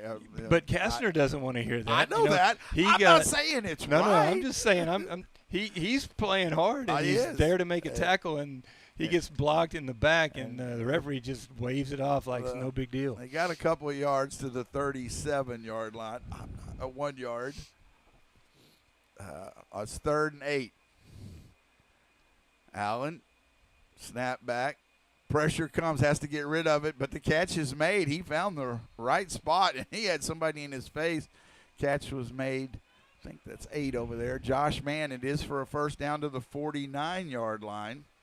I just thought he was throwing it away, and he got a receiver. 54 seconds to go. He did. That was an impressive job. Holden Valdez was in his face and put him on the ground even. 1st and 10 at the Academy 49. Trying to get a late score here.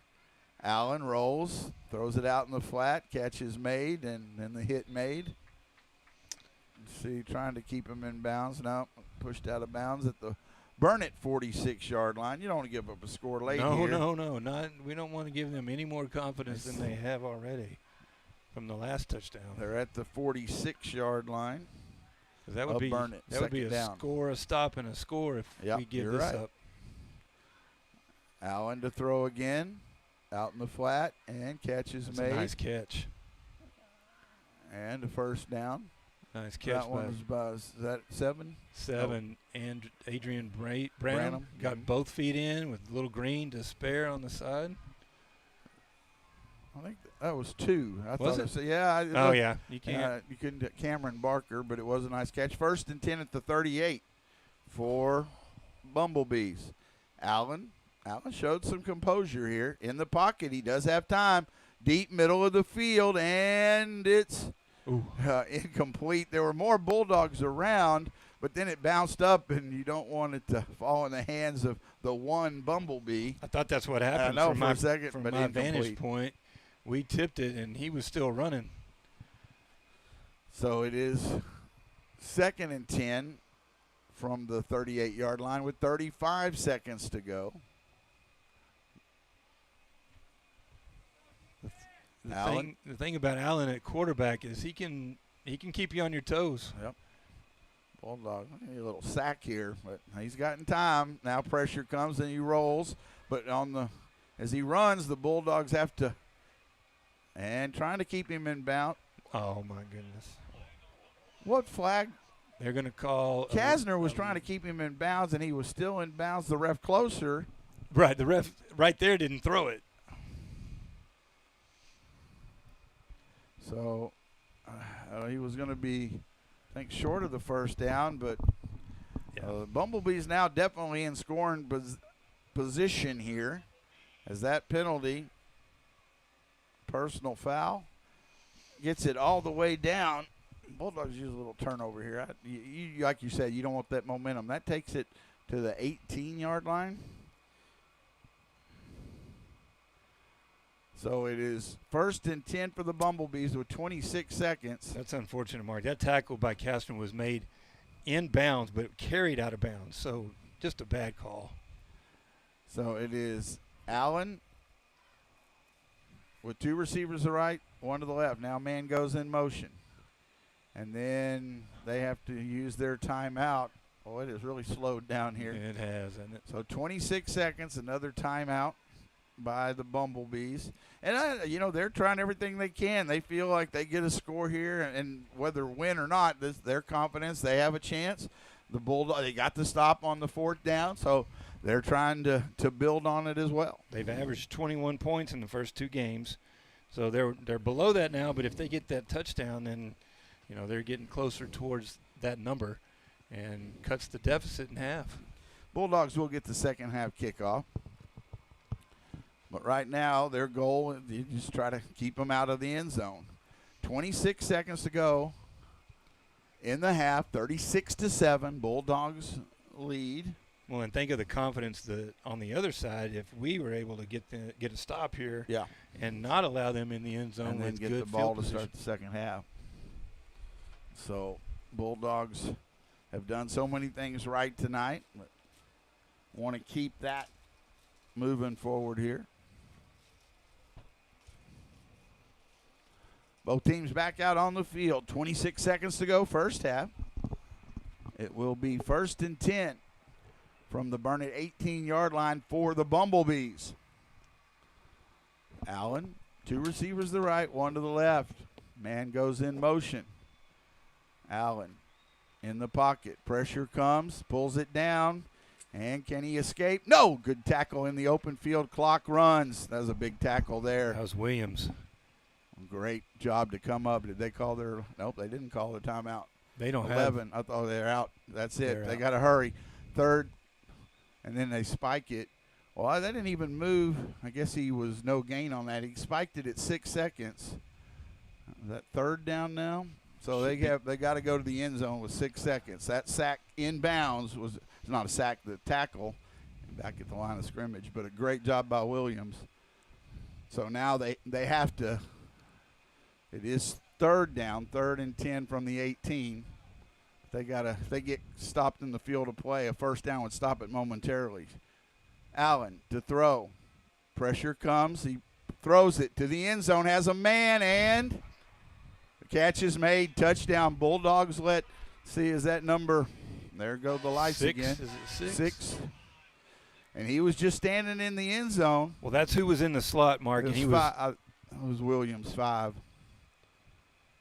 Or no, 3. I can't tell the jerseys. Their numbers look, but strange. Either font. way, it's an 18-yard touchdown with no time on the clock. Here's the extra point attempt, so we'll catch you up before we go to break. But with no time, Allen looked good on that drive. Extra points up, and it is good. It is good. So 0 on the halftime clock. So some momentum you definitely don't like to see, especially in that last second. You think back to the Lago Vista game, a loss there.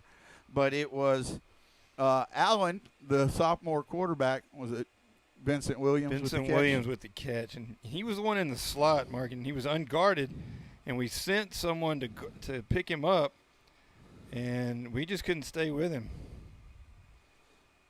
And good pass on accurate. He had pressure come. He stepped into it. Allen showed some things on those last 2 drives. He might be answering some questions for the Bumblebees. Sure.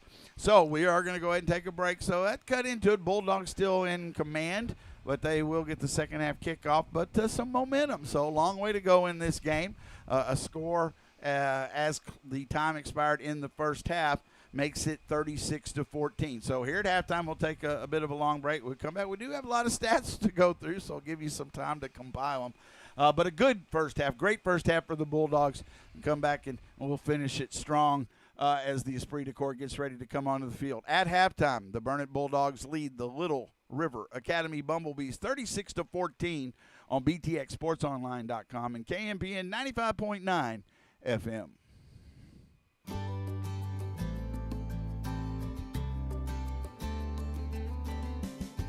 Do you ever have difficulty believing that God really, truly loves you? Perhaps you are so aware of your own imperfections that you think, why should he love me? How could he? Dwight L. Moody, the famous evangelist, used to tell a story about a farmer who was found kneeling at a soldier's grave. Someone asked him, why do you pay so much attention to this grave? Was your son buried here? No, he said. During the war, my family were all sick, and I was drafted. I didn't know how I could possibly leave them. One of my neighbors came over and said, I will go for you. I have no family. During the battle, the neighbor was wounded and later died. And, sir, I have come a great many miles that I might write over his grave these words, he died for me. You and I could write those same words on a hill called Calvary, the place where Jesus was crucified. There the Savior took your place and died for your sins, yours and mine, so that we did not have to. You can say those same 4 words that the farmer wrote. He died for me. The Bible says we know what real love is because Jesus gave up his life for us. God showed how much he loved us by sending his one and only Son into the world so that we might have eternal life through him. This is real love. Not that we loved God, but that he loved us and sent his Son as a sacrifice to take away our sins. Friend, you never need doubt that God loves you, no matter what the circumstances. Your proof is in those 4 words, he died for me. You've been listening to Encouraging Words with Darlene Sala. Visit guidelines.org for more.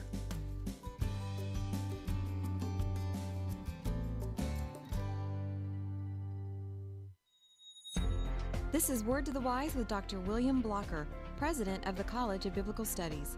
Have you ever noticed the intriguing flow of thought in the gospel narratives? One example is found in Luke chapters 18 and 19. In chapter 18, we read about the rich young ruler and his decision not to follow Jesus.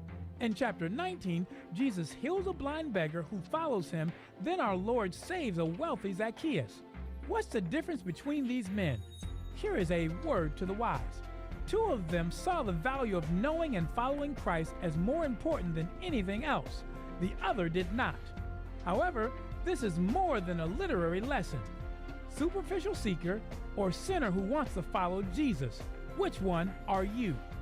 Word to the Wise with Dr. William Blocker is a service of the College of Biblical Studies. For more information, contact us at 713-77-BIBLE or cbshouston.edu. From the files of Unshackled, Pacific Garden Mission presents Free Indeed. Ever had a yen to go skydiving or hang gliding? How about swinging through the air on a trapeze? Well, I'm Vicki Baker, and I've done all those things. But the greatest thrill of my life was none of those. In my search for thrills, I became a trapeze artist. My partner and I went on the road, first performing in malls and then with the Shrine Circus. We fell in love and got married. During a practice session, I landed on the back of my neck and couldn't move. In a split second, I became a quadriplegic. As the years passed, we became more and more depressed. I tried to end my life with my husband's help. We tried carbon monoxide, which failed. And then I tried starvation for 2 months, but the pain was just too great. Our third attempt was intercepted by the police, and my husband went to jail. I ended up in the psychiatric ward. I made the choice to live and go to graduate school to help others. My husband and I divorced. Caregivers helped me during the day, and one of them talked about the Lord so much that I went to church with her. For the first time, I learned that God has a plan for our lives, that he loves us and gave his Son to die for our sins. I prayed to receive Christ as my Savior and found inexpressible joy. Knowing Jesus is the greatest thrill of my life. Today I have a ministry writing to inmates, the disabled, and others around the world. I tell them, whatever your situation, Jesus will set you free. And if the Son therefore shall make you free, you shall be free indeed. If you would like to be free from the weight of sin by receiving Jesus Christ as Lord and Savior, call 1-888-NEED-HIM right now. Free Indeed is a production of Pacific Garden Mission, 1458 South Canal Street, Chicago, Illinois, 60607. Email unshackled@pgm.org. From the files of Unshackled, Pacific Garden Mission presents Free Indeed. I started drugs, alcohol, and porn before I was 10. Was in and out of rehab for several years and constantly in trouble with the law. I got one DUI after another, and by age 21 started dealing drugs when I wasn't in jail. One day I met up with my brother and we started cruising around town, drinking. He wanted to get some crack, but even drunk I knew that was a bad idea. We argued a while, then got out of the truck and started fighting. I pulled a knife and went crazy, stabbing him 9 times. He pulled through and eventually spoke on my behalf, leading the judge to give me a lighter sentence. I promised myself I was going to change after that, but I couldn't. I'd sober up and start drinking again, and kept dealing drugs. I decided change was impossible, so I just wallowed in my filth. One day I heard a radio preacher quote the Bible. "He that committeth sin is of the devil." He went on to say that we can't fight the devil on our own. Only through the power of God can we overcome Satan. It's God who changes us through the blood of Jesus Christ, not we ourselves. Because of that sermon, I asked Jesus to forgive my sins and change my life. He did. And God's power broke the chains of evil that had me tied up in sin. I'm David Lamond, and if the Son therefore shall make you free, ye shall be free indeed. If you would like to be free from the weight of sin by receiving Jesus Christ as Lord and Savior, call 1-888-NEED-HIM right now. Free Indeed is a production of Pacific Garden Mission, 1458 South Canal Street, Chicago, Illinois, 60607. Email unshackled@pgm.org. Mark Edmondson, Roy Kaiser back with you live here at halftime. The Esprit de Corps still performing on the field. Of course, always doing a fabulous job. Now, as we always do, get to week after week, kind of see the additions, and not in full regalia yet, but now the props starting to be on the field. So again, looking forward to being able to see the show as the year goes on.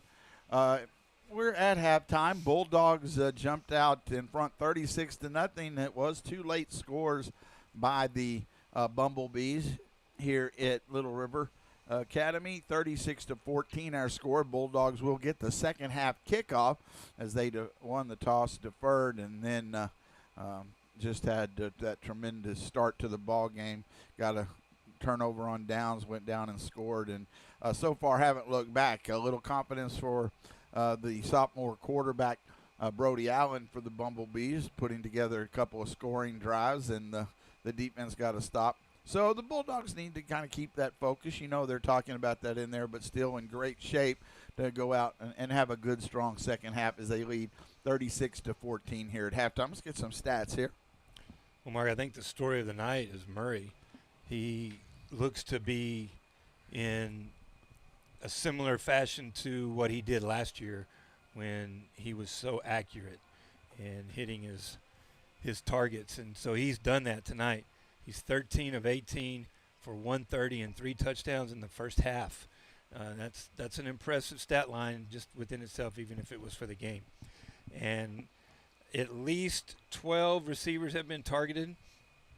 I believe 10 have had receptions, and in some of them just 1 or 2. But you've got Williams with 1 for 7 yards, Stanford for 9, Sanchez with 2 catches for 23 yards. Lather has 1 catch for 7, Shirley 1 for 21, Coronado 1 for 8, Pimentel 2 for 13, Kastner 2 for 20, Howell 2 for 50, That's a pretty nice And a average touchdown. for your for number 7 there. And then number 14, Joplin, comes in with a 9-yard catch. You have Pimentel, Kastner, and Howell with scoring touchdowns through the air. On the ground, Kastner's been limited tonight, but Coronado has been strong with 8 carries for 49 yards. Lather with 2 carries for 12. Lopez had a nice run for 16. Pimentel, 3 rushes for 9 yards, a touchdown and a 2-point conversion. And Stanford with 1 carry for 2 yards and a touchdown. And the Esprit de Corps finishing up here their halftime performance. It is top of the hour. I'm listening to Burnett Bulldog football on KMP and Burnett. Little River Academy Bumblebee Band going to be coming onto the field here shortly. We're taking another break here in just a moment, and then come back and I'll go over a little bit of the first half scoring drives. 36-14 here at halftime. Again, be on the road next week to Fredericksburg. That'll be another tough opponent at home, their home, the Battling Billies. That's a 7 o'clock kickoff. So that'll be our last 7 o'clock. We had the one last week, but then next week we'll go on the air at 6:30 and then scheduled kickoff 7 again on BTXSportsOnline.com and KMPN 95.9 FM. So just before we take this next break, and a lot of positives, obviously, lead 36-14.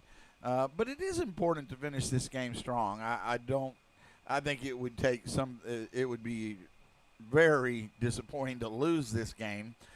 Not say that's out of the realm. You can't take that for granted. But still, you want them not even just not to going to win, but finish strong, play well in the second half. That little letdown at the end.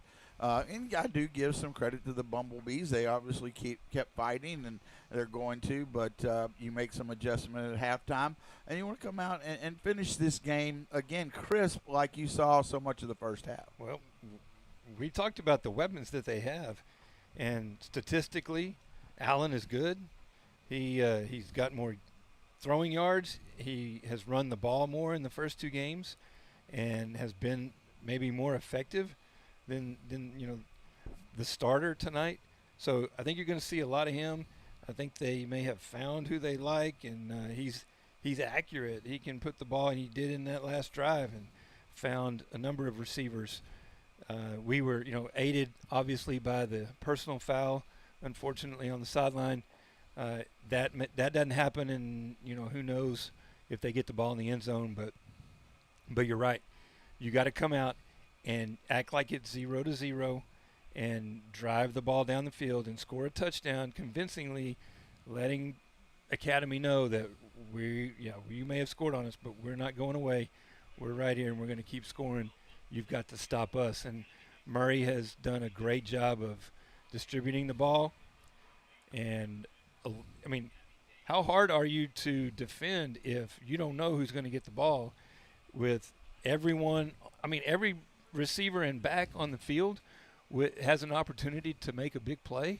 So, Burnett has they have an advantage in that, I believe, and I think we'll see more of that in the second half. Okay, and you basketball guys, I was always about fast and going, and it is great to see the passing game. But the running game's been good too. Give a lot of credit.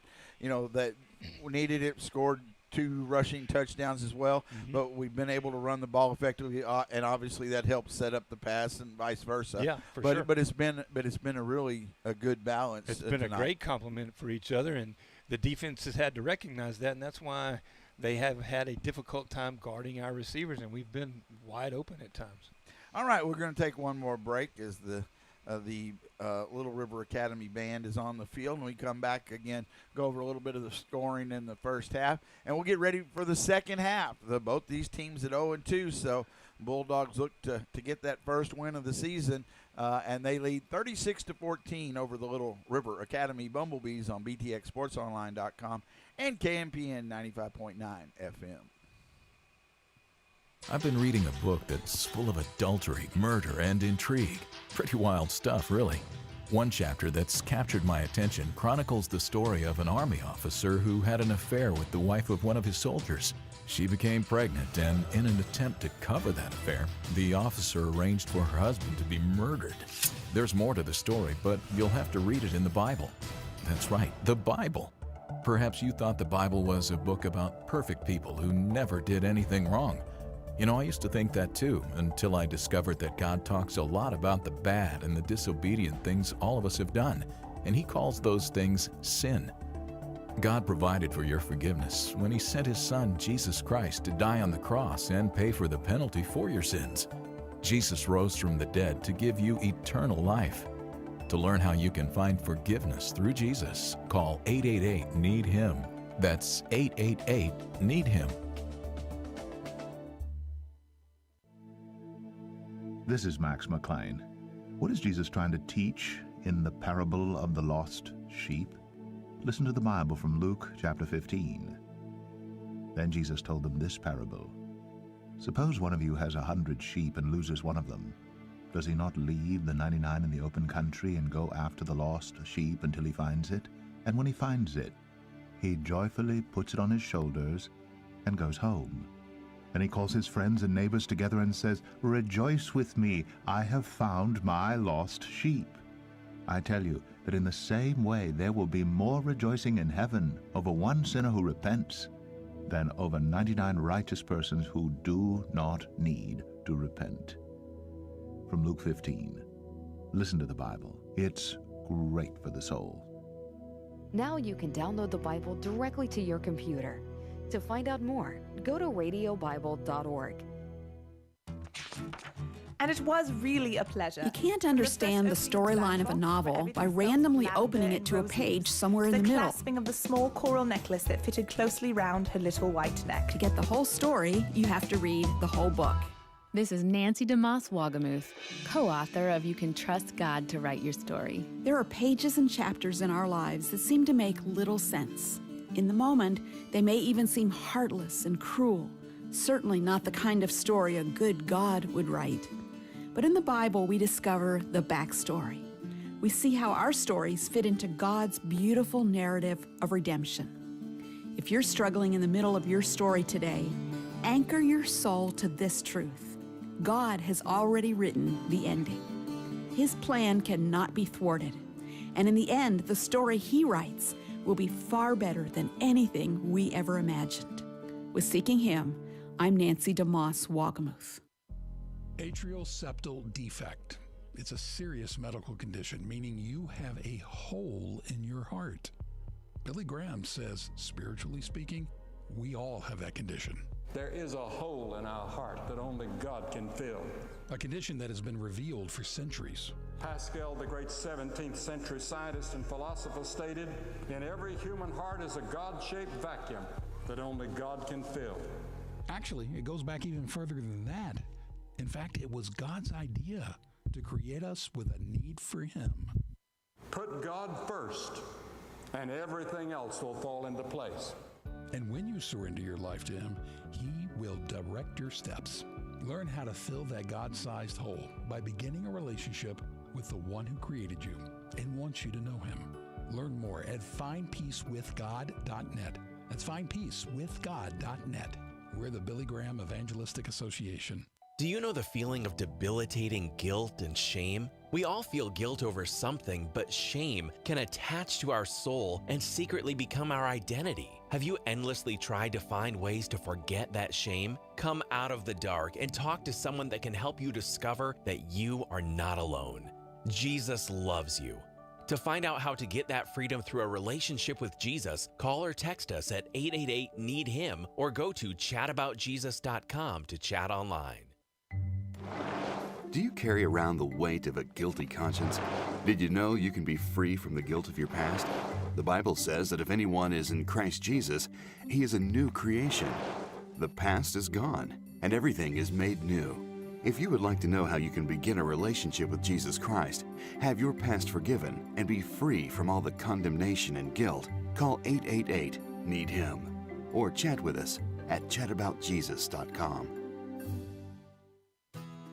Whether or not you let anyone know it, deep inside, you regret some of your choices in life. But Jesus said it's possible to start life all over again. Billy Graham with a story of hope from the Bible. There was a man in the crowd by the name of Nicodemus. He was a great teacher, a great professor, a very rich man. He asked Jesus some spiritual questions, and Jesus said, Nicodemus, you're a great man, but you lack one thing. You must be born again. Being born again means you have a new beginning when you surrender your life to Jesus. And I'm asking you tonight to come and be born into God's family. He'll bring a peace and a joy to your heart that you've never known. Learn more about being born into God's family at findpeacewithgod.net. We're the Billy Graham Evangelistic Association. Mark Edmondson, Roy Kaiser back with you live here from John Glover Stadium, home of the Bumblebees, Little River Academy. The Bulldogs lead at halftime, 36-14. I'm going to go ahead and go over a little bit of how the scoring went down in the first half for the Bulldogs. Let me get a couple of sheets here together so I can see. The last two scores were the Bumblebees. It was 36-0. And then scores, well, I'll get into that. The Bulldogs do get the second half kickoff as they won the toss but deferred, put the defense on the field, and it did set the tone for the game. They got 3 running plays, did the Bumblebees to get it to third down and less than maybe one or less than one, and got it to fourth down, brought the punting unit on, but then a little trickery right off. And that was to, I believe, Allen was the upback, the quarterback, who's had a good night running afterwards. But he ran up under center, as I recall, or snapped it to him. I can't remember if he might have been a direct snap. But either way, he went for it, and the Bulldogs just stayed at home, got a turnover and down. So they started their first drive, did the Bulldogs, at the Little River Academy 42-yard line, and went right down and took it in for a score. The first score of the night was a 11-yard pass from just went Murray, just like went out of my head. Oh, who our quarterback? Yeah, Murray to Kasner. As I was looking, I just wrote down the numbers. I know he's 12. So Murray to Kasner for an 11-yard touchdown. The extra point was good. Another good thing. The kicking. I don't want to jinx it. The kicking game's been. It has been good. Had the one bobbled snap, but that even turned into 2 points. So the Bulldogs at the 7:50 mark of the first quarter led 7-0. The went back on the field, got another 4th and short. This time, the Bumblebees do punt it away. Bulldogs have, I think that was, they had one other time they started on their side of the field. They started at their own 41. They've had great field position all night, much to the because of the defensive nice job. So they started at their own 41, went on a drive, and at the 4:24 mark, it was another Murray pass. This time the pass was to Riley Howe. Riley Howe caught that 45-yard. He was wide open on the left side, and Howe took it in for a 45-yard touchdown from Murray. And that made it after the extra point 14-0. Then the Bulldogs, after a fumble so that time they kicked it short. It was on the kickoff and recovered. The ball got knocked around. It went to 10 yards. Bulldogs recover. Kasner recovered it. So the Bulldogs get it right back. They start at the Bumblebees' 41-yard line, and then at the 3:31 mark, so just a minute later, it was Murray. That pass was to Pimentel, an 8-yard touchdown pass. Extra point was good. So the Bulldogs look up, 3:31 left to go in the first quarter, lead 21-0. But they kept up the pressure into the second quarter. They got an interception. That was Sanchez, right? Sanchez Aiden Sanchez had the interception. Nice return. Mm-hmm. Bulldogs started at their 37, at the Academy 37 again on the Academy side of the field. And then that turned into, at the 11:01 mark, so just less than a minute gone in the second quarter, It was a Pimentel 2-yard run. Then there was a problem with the snap on the extra point. Pimentel had to kind of run around. He was trying to throw it and then ran it in for the 2-point conversion. That made it 29-0. On the next drive, it was a turnover on downs the defense forced, and the Bulldogs got it at the Little River Academy 33, and that turned into a 2-yard run for Stanton. So been a lot of players involved, passing, 3 passing touchdowns, 2 rushing touchdowns, and that was at the 6:22 mark. That is when the 2 drives by the Bumblebees, they scored on a 1-yard Grissom run. Then with 0 seconds on the clock, an 18-yard pass as time expired in the first half from the quarterback to Williams, from Allen to Williams, 18-yard touchdown. That ended the scoring, and where we are now here as we're about to start the second half. 36-14 Bulldogs. They'll get the second half kickoff. Looking for more of the same from the Bulldogs to move the ball around, share it with as many people as they have. And lights are flashing on and off. Again. They are very strange lights. Yes, they're green and gold. Yeah, but not just that, but the shape of them and. Oh yeah, the way they look. Yeah, you're right. They're odd looking. So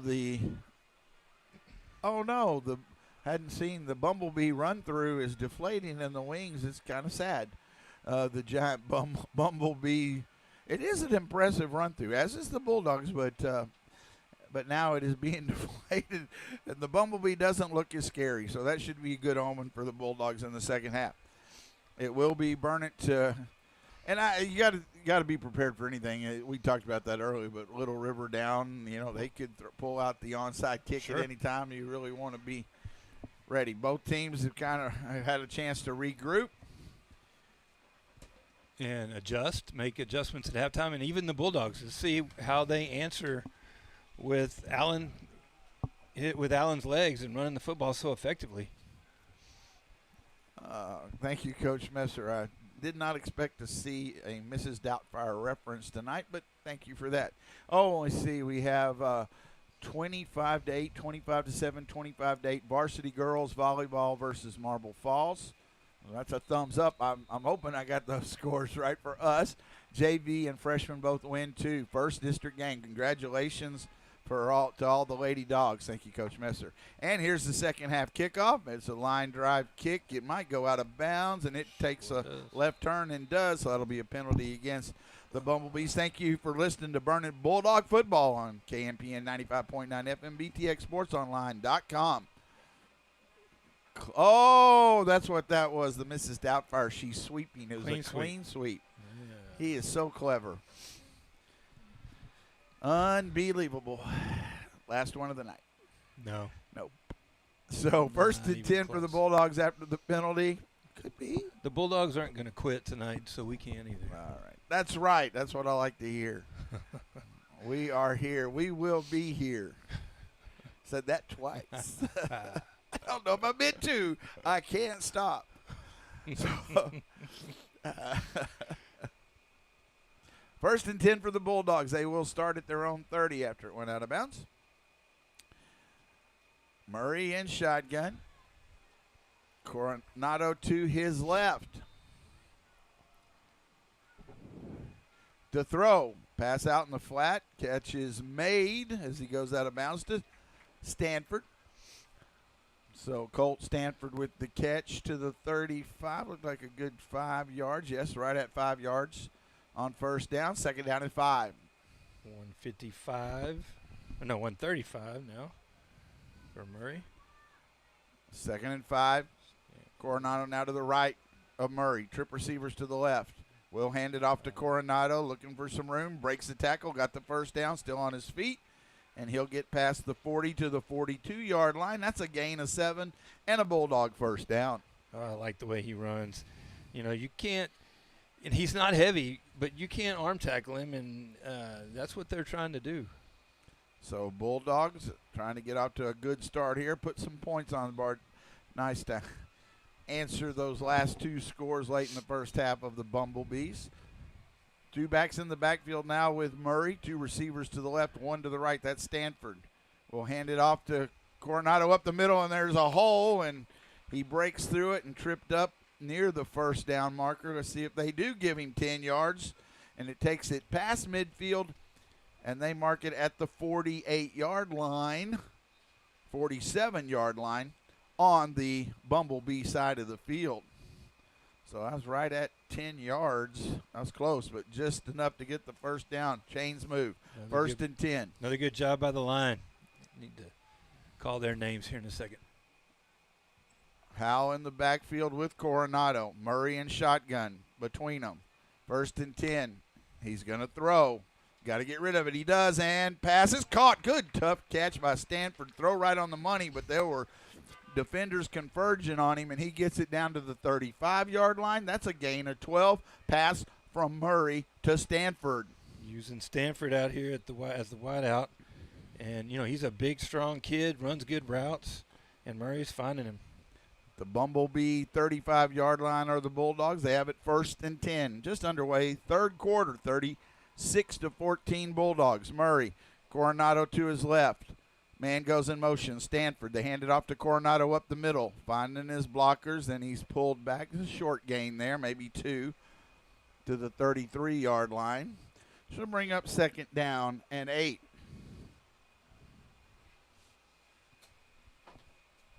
Great job by the offensive line. You've got number 60, Jonathan Ryder. You have number 76, Johnny Sharon. He gave it to the 32, so it's second down and 7. Kasner checks in at running back to the left of Murray. Trip receivers to the left. Second down and 7 from the 32. Swinging out to Kasner in the flat. Has the blockers out in front. Finds a little seam. Rolls forward. Going to get the first down at the 20-yard line. Nicely done blocking. Was good at the point of attack. 12-yard gain. Pass from Murray to Kasner. Move the change. Bulldogs, a great drive to start the second half. Let's finish it in the end zone. First and 10 for the Bulldogs at the Academy 22-yard line. This drive started at the Burnett 30. First and 10 at the 22. Kasner to the right of Murray. Trip receivers to the right. First and 10. Throw it out in the flat to Pimentel. Looking for blockers. Has to lower his shoulder. Gets down to about the 16. A gain of 4. They were trying to pull that ball out. Good job of hanging on to it by Pimentel. Marcus Pimentel with the catch. Second down and 6. Yeah, it was a good job of Williams out there blocking. He didn't quite get his man, but Marcus was able to split him. I gave him about maybe 5 to go. Second and 5. They have him jump. Free play. Throwing to Stanford in the end zone. Tries to make a one-handed catch and incomplete. He was grabbed again. But they had them all jumping across the line of scrimmage. That'll be 5 yards marked off. They had 3 or 4 of them at least jumping into the past the line. That's got to be so demoralizing for your defense. And I'm watching their body language, and they're standing around with their hands on their hips like, who could go for that? And then they do it again and again. Just short of the first down, so they did have about 6. That gives them 5. So makes it, no, they gave them the first down. I'm sorry. Sure thought they hadn't moved it, but they did, and it's at first and 10 at the 12. What do I know? Not much. First and 10 from the 12. Murray. Kasner to his left. Trip receivers to the left. Snap back to throw. Out in the flat. Catch is made. One side step. It's Pimentel inside the 5 before he's pushed back. Gets it to about the 4-yard line. We'll call it a gain of 8. Nice job of blocking by the receivers out in front of Pimentel, and we've seen that all night.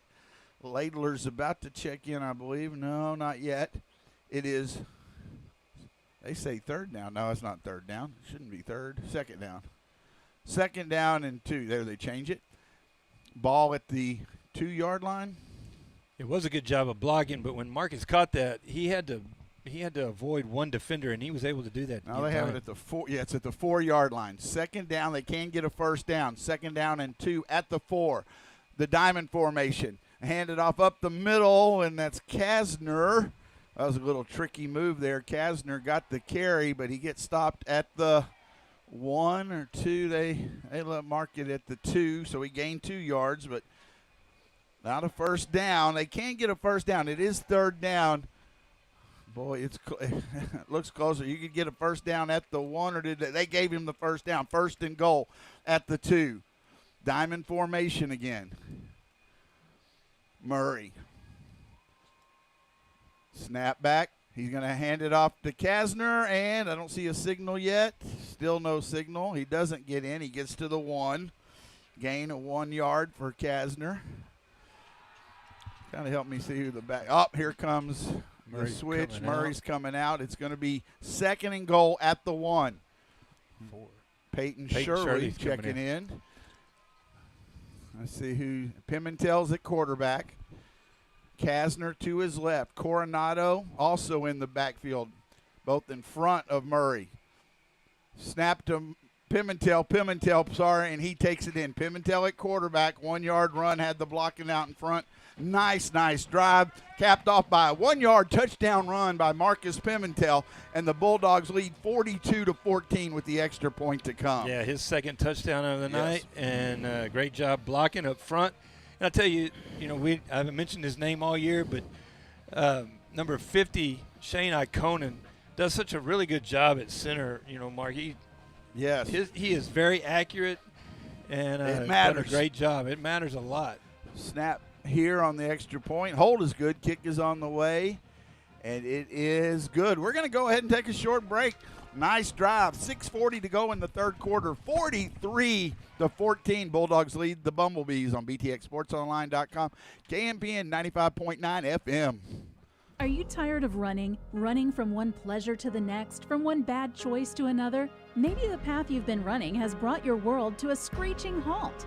But there's hope. Jesus Christ loves you and offers another way. He died for our sins and offers forgiveness, hope, and a new start. If you want to learn how to have a personal relationship with God Himself, then just call or text us at 888-NEED-HIM or chat with us online at chataboutjesus.com. It's time to stop running. Mark Edmondson, Roy Kaiser back with you live. Great drive. They started at their own 30, take it down the field, use almost 6 minutes of the clock up and get a 1 yard touchdown run. Really nicely done. Pimentel caps it off with his second touchdown run of the night. 43-14 Bulldogs lead, 6:40 to go third quarter. Anytime you can get your band to play the fight song is a good thing. And the Bulldogs to kick off. Sanchez has been kicking off tonight. This one a little deeper this time. Going to be returned from about the 10-yard line. There's a hold. And bouncing outside and still on his feet. That is Vincent Williams with the return. Oh, hope that referee is okay. He got in the fray there. He's up, walking off. The return was up to about the 43-yard line. If I fell down like that, Mark, I would be done. I don't know that I could get up. I agree. I would definitely be there with you. Not helping you up, but nope, that would be it. First and 10 from the 43. Allen at quarterback. Had movement, no call. Throw it out to the receiver who moved, but he did get hit hard. It was Williams. He just went out 4 or 5 yards out. And pass was on the money, and it'll get to the 46-yard line, 47-yard line. That was 4 yards. With a great hit. A pickup. Second down and 6. Man goes in motion. Allen going to hand it off up the middle. Not much room there. Not sure that was Grissom. Bulldogs need to stop there. Waiting for the whistle, I know, but don't need any extra. 30, it was Grissom with the carry. This looks similar to the start of the game, Mark, where the Bulldogs just gave up nothing on the ground, filled up the gaps, made hard tackles, sent a message. 3rd and 5 from the 48. Allen. Snap back. Looks to throw, sets up the screen, and it's open there. They set that up pretty nicely and able to get it to fullback, or I think that was had a lineman number, but either way, he does pick up yards. Couldn't see who got it to the 40 into Burnett territory. So that will give them the first down. 1st and 10 at the Burnett 40. And that last 2 drives before the half, he was able to convert there. He does on 3rd down. Snap. Allen throws in middle field and should have been intercepted. Oh, Laidler wishes he had that one back right through his hands. He was there. Pass was high, and he went up and couldn't come up with it. It'll be 2nd down and 10 after the incompletion. Yeah, that last play, the screen play, was thrown to 15, who was playing the up back, Landon Stewart. He was kind of hiding behind the line. The Bulldogs just couldn't find him. 2 backs in the backfield with Allen on 2nd and 10 from the Burnett 40. Allen gets the snap. Gonna throw. Pressure gun pulls it down, looks to run, and some missed tackles there. Don't like to see that. They had a chance at him after just a couple of yards. He does get inside the 35 to about the 33. That's a gain of 7. He's able to make some yards when he gets in the run, on the run, and looks like they're going to close it down on him. But it's 3rd and 3 now. Well, I would say if the Bulldogs have a weakness defensively, we have seen it in a few games, it's tackling the quarterback. Yep. Is a mobile quarterback kind of hurts us. 3rd and 3. They're going to hand it off in the backfield, and that was a missed tackle, too, to the running back. They do push him back, but, again, you like that contact first, but finish it off. It is a gain of to the 31 of 2. That was 37, I think. Different running back was in it. It wasn't Grissom. But it is going to bring up a 4th down and short. 4th down and probably less than 1 at the 30-yard line, just outside. Then they're going to measure it. Or like officials time. They're going to measure this, I guess. It's not a timeout. No, it's an official's timeout to measure. But everybody's coming onto the field, so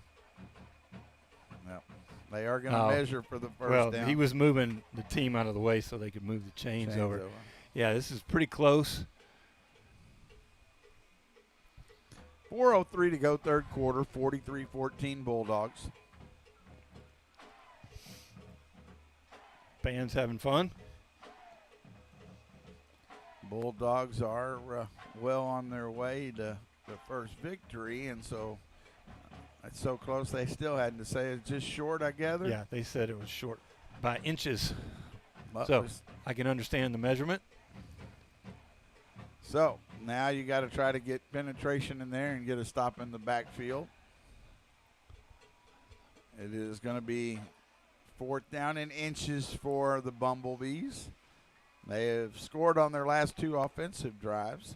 Bulldogs, fortunately, that good, strong start, ran a lot of clock here in the 3rd quarter and put it in the end zone. Yeah, that makes a big difference. Huge difference. Yeah, especially as slow as the first half went. You make a good long drive like that, keep the defense on the field. So it is 4th and inches at the Burnett, just outside the 30-yard line. They hurry to the line. He's still in shotgun is Allen. And then they moved at the left guard or tackle. They got in a hurry, and then maybe were trying to make us jump a little bit, but went against them. That'll move them 5, so a much harder 4th down. They'll still go for it. The Bumblebees they're talking to the officials about the Bulldogs enticing them offsides, and that's what they get. They get an offsides on the Bulldogs, Mark.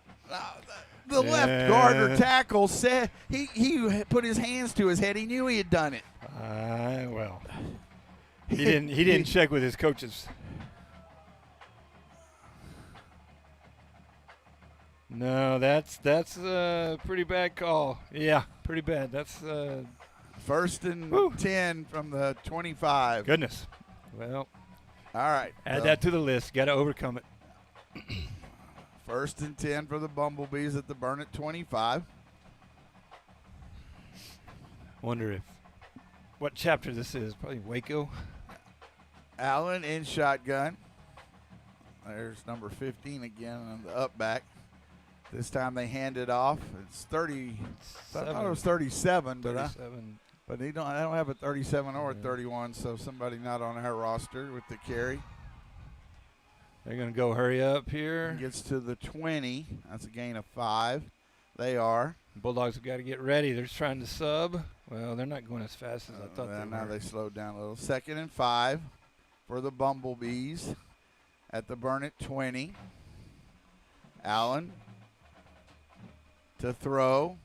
Looks, throws it middle of the field, and we did get lost in all of that. And the touchdown to number 2, Cameron Barker. Number 2, Cameron Barker takes it in from 20 yards out. I mean, nobody anywhere near him. The Bulldogs got confused in that coverage, and we've seen that problem in the middle of the field.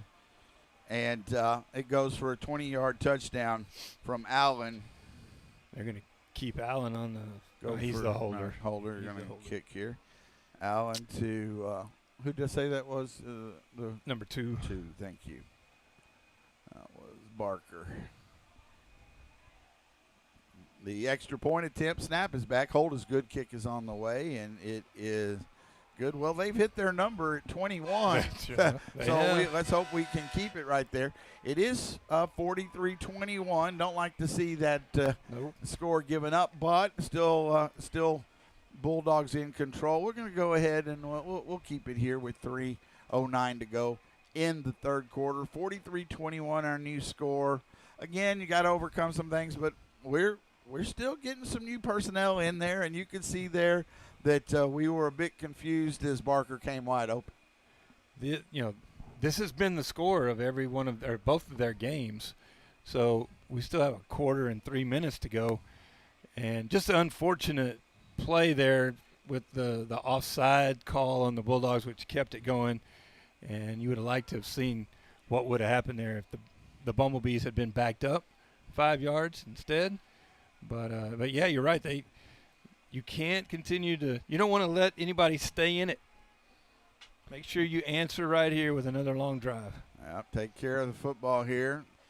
If I'm getting an onside, this is where it's coming. Bulldogs.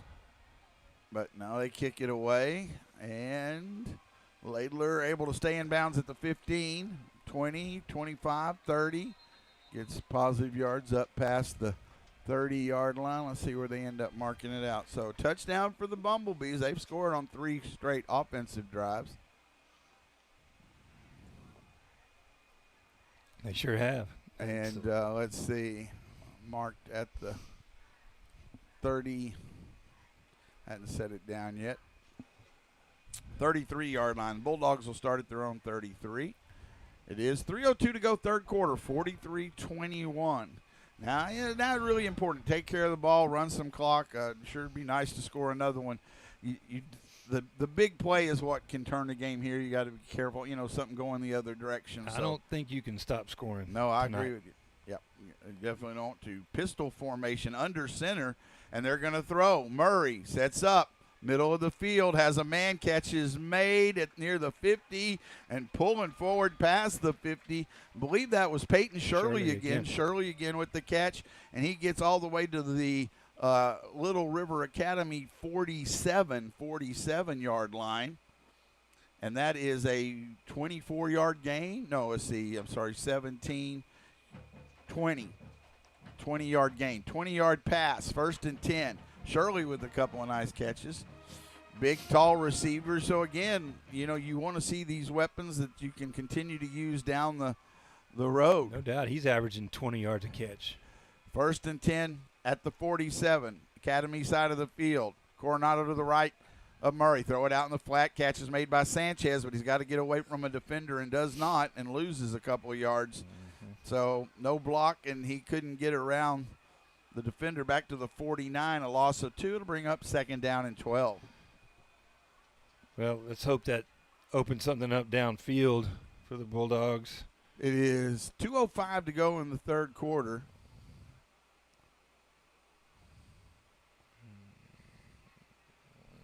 Second down and 12 at the Academy 49-yard line.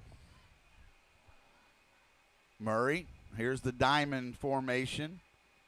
Snap back, going to throw. Pass right side, has a man, Stanford, but overthrows him. He was wide open at the 20-yard line. He would have walked in, but Incomplete, brings up 3rd down and 12. Really he got nice separation. play. Oh, yes, he did. He got by the defender and was wide open. So 3rd and 12 at the 49. That stops the clock. The only thing here, you want to keep this drive going. Not much clock time has gone off. No, the 2-yard loss on the pass kept it going. Yeah. But so the trade-off is you don't get any yardage on that. So 3rd and 12. Bulldogs trying to keep this drive going, and they're going to have to use a timeout. So few of those mistakes creeping in here. This would be a big pickup, because if you give them the ball back, still a whole quarter to go, you're essentially 3 touchdowns ahead, but a quarter's a lot of time left as well. For sure. And, you're not going to play a perfect football game. So your goal is to limit those mistakes and learn from them and don't make them twice. And, we had 2 procedure penalties in a row earlier in this first half. So limit the mistakes here. Let's move the ball down the field. Some quick scores if you're good with that, Mark. Yes. Llano over Marble Falls, 20-13 in the 4th quarter. Lampasas over Colleen Chaparral, 49-12 in the 4th quarter. Glenrose putting it on Brownwood, 30-3 at halftime. And Stephenville, 35, Godley 0 at halftime. All right, 3rd and 12 for the Bulldogs. They lead 43-21, 1:40 to go, 3rd quarter. 2 backs in the backfield with Murray. 2 receivers to the right, 1 to the left. 3rd down. In the pocket, throws it, middle of the field, catch is made. Great catch. Just at the 1st down marker. Nice job of getting to where he needed to be. Colt Stanford gets it to the 35. Needed that yardage and a 1st down from the 49. It's a 14-yard gain. Just out in front of that, a little more than they needed, but perfect. 1st and 10. Big pickup on 3rd down. They're at the 35-yard line. Murray hands it off to Coronado, following Kasner, still on his feet, trying to get to the outside, still stays on his feet to get to the 28. That's an extra 3 or 4 yards, and that's a gain of 7 for Coronado. 2nd down and 3. He just kind of finds his way to an open spot. So 2nd down, they didn't give him quite as much as I thought, to the 29. So we'll call it 2nd down and a short 5. It is on the Bumblebee side of the field. 45 seconds clock runs here in the 3rd quarter. 43-21 Bulldogs. Murray sends Stanford in motion. Hands it off to Coronado. Looking for blockers. Finds a little space. Cuts it inside. Lowers his shoulder down to the 15-yard line. Great run again by Coronado. And it's a 1st down as he picks up 15 yards on the carry. Just patient, strong. 1st and 10 for the Bulldogs at the 15-yard line. I think he showed all of his attributes as a running back on that play, Mark. He moved. He was able to shuffle his feet sideways to find the hole, used his speed to get out in the open, and then ran over a defender at the end. Just Absolutely. A fantastic and run. It was a 14-yard gain at the 15-yard line. Murray with Coronado to his left. And he's going to hand it off. Coronado spins on his feet inside the 10, down to the 5-yard line. They give him the 5, another strong. That one run right up the middle. And see if they give him the 1st down. That's the end of the 3rd quarter. So we'll see where they come back. It's going to be close to 1st and goal. Going to the 4th, the Bulldogs 43. The Little River Academy Bumblebees 21 on BTXSportsOnline.com. KMPN 95.9 FM. I can't believe she did that. How could he treat me like this? What do you do when someone sins against you? And it's not if, but when. This is Nancy DeMoss Wagamuth, co-author of You Can Trust God to Write Your Story. Being sinned against and sinning against others has been part of the human story from the days of Adam and Eve to our own day. Jesus never sinned, yet he knows the pain of being sinned against. If you are experiencing feelings of betrayal, injustice, abuse, or other sins against you, the Lord understands, and he is walking with you through that hurt. You can trust God with your story. You can trust him for grace to forgive what seems unforgivable. You can trust Him to deal with your offenders. And you can trust that the one who judges justly will one day right every wrong. With Seeking Him, I'm Nancy DeMoss Wagamuth. Mark Edmondson, Roy Kaiser. We go to the fourth quarter. Bulldogs trying to put this one away. They lead 43-21. They do have a 1st and goal at the 5. I believe they gave them a first down. They're holding that still a 2nd down. The scoreboard says first. But they still have it on the field. So 2nd and got to be very short. Yeah, still marked on the field as 2nd down and short. Murray sends a man in motion. Hand it off to Stanford. He has to move around the defender. Touchdown, but I think he's going to have another one called back. Stanford had to. It's a hold against the Bulldogs. The same play. We're going to have to do something different there, or just that's his. He got one in, but he also has had 2 called back on the run. That is such. I can't quit. I got to quit harping on the officials. But that might be the worst call of the night. It was just a pancake block out in the open. Goodness. Yeah. All goodness, right. Goodness. So that does move it back 10. Definitely. Again, see if they can overcome this at the 15-yard line. Stanford's had 2 of those called back. Yeah, he's wondering what's happening tonight. And he did a nice job. He had a defender in the backfield, cut through there and broke the tackle and got in the end zone. But now it's 2nd and about 10 or pass in the middle of the field. Catch Pimentel, still on his feet, goes and pushes his way in. Touchdown, Bulldogs! Great run after the catch by Marcus Pimentel. Rhett Murray to Marcus Pimentel, 15-yard touchdown. Makes it 49-21 with the extra point to come. He wasn't going to be denied those last few yards. He wanted his 3rd touchdown of the night. What a great run. He even stuck the ball out over the line to get it, which kind of worries you, but he got it done. He showed his strength there. Extra point attempt by Rodriguez. Snap is back. It's low. Pimentel picks it up, looks to throw in the back of the end zone, and it's intercepted. They can return this still on their feet and then knocked down, so it'll be no points at all on the 2-point conversion or on the extra point attempt. So let me catch up here. So at the 11:46 mark, so that keeps it at 49-21, but it was a 15-yard pass from Murray to Pimentel. And, again, good pass on the slant, but he got it at about the 5 and just pushed his way in the end zone. And it is now 49-21 after the extra point attempt. No good. Yeah, fun pass play there. You get the touchdown called back. Marcus runs just a slant across the middle, which has been open most of the night. Little River has not adjusted to that, and they've just had no answer for the slant. And Murray has been accurate, and we've scored some touchdowns that way. So that one, as you said, that was Marcus's. That's first receiving. He's 2 receiving and 2 running. That's his 4th touchdown of the night.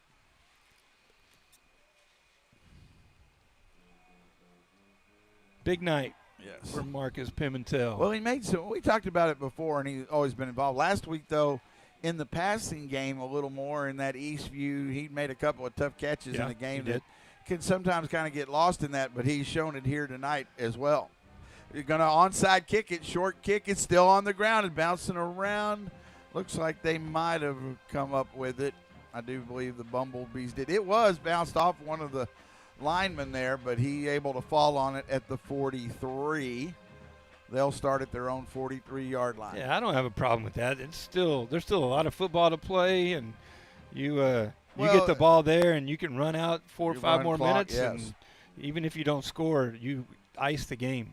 Yeah. Well, and I think you're kind of the situation. They were backing off, and so you read that and try to make a play. Oh, yes, 49-21 is definitely comfortable, but it's still a long way to go in this game, and they have – with Allen at quarterback, and he's going to pull it down and run right now. Oh, he was hit hard from the side.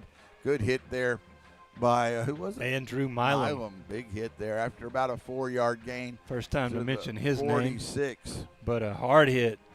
And that's what you've got to do to a quarterback who's going to run. You've got to put him down. Yeah. So gain of 3, 2nd down and 7. Allen at quarterback, 2 receivers to the left, 1 to the right. Snap is high, but he'll hand it off. That's Grissom up the middle, and he stood up at about the 48. Gain of 2. You know, there again, Mark, did get 2 yards up the middle, but then the linebackers come and hit him and shut it down pretty quick.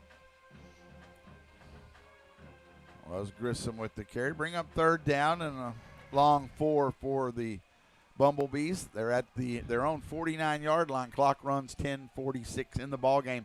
49-21 Bulldogs. I sure have a spy on Allen right here. 3rd down, about 4 or 5. He's going to throw and right in the middle of the field, and then we miss a tackle, and that's going to break a bigger play, but they just got it out to Cameron Barker. Barker picks up the 1st down. Nobody really close to him. He just kind of sat there, waited for the throw, and it'll give a 1st down into Burnett territory to the Burnett 34-yard line. About an 18-yard gain on that 3rd down play. They keep it going. Allen has put together some nice drives for the Bumblebees since late in that 2nd quarter. Man goes in motion. Allen on 1st and 10. Snap, looks to throw. Has time. Now he has to pull it down, run. As a man towards the end zone and missed. It should have been a touchdown. Barker couldn't come up with that. And accurate throw on the run by Allen. He bought time, and they're going to call pass interference on the opposite side of the field, away from the throw. On Bulldogs.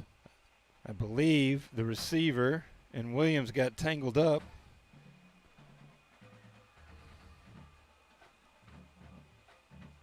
And that's just what happened. They just kind of ran into each other, but the Bulldogs are going to pay for that one.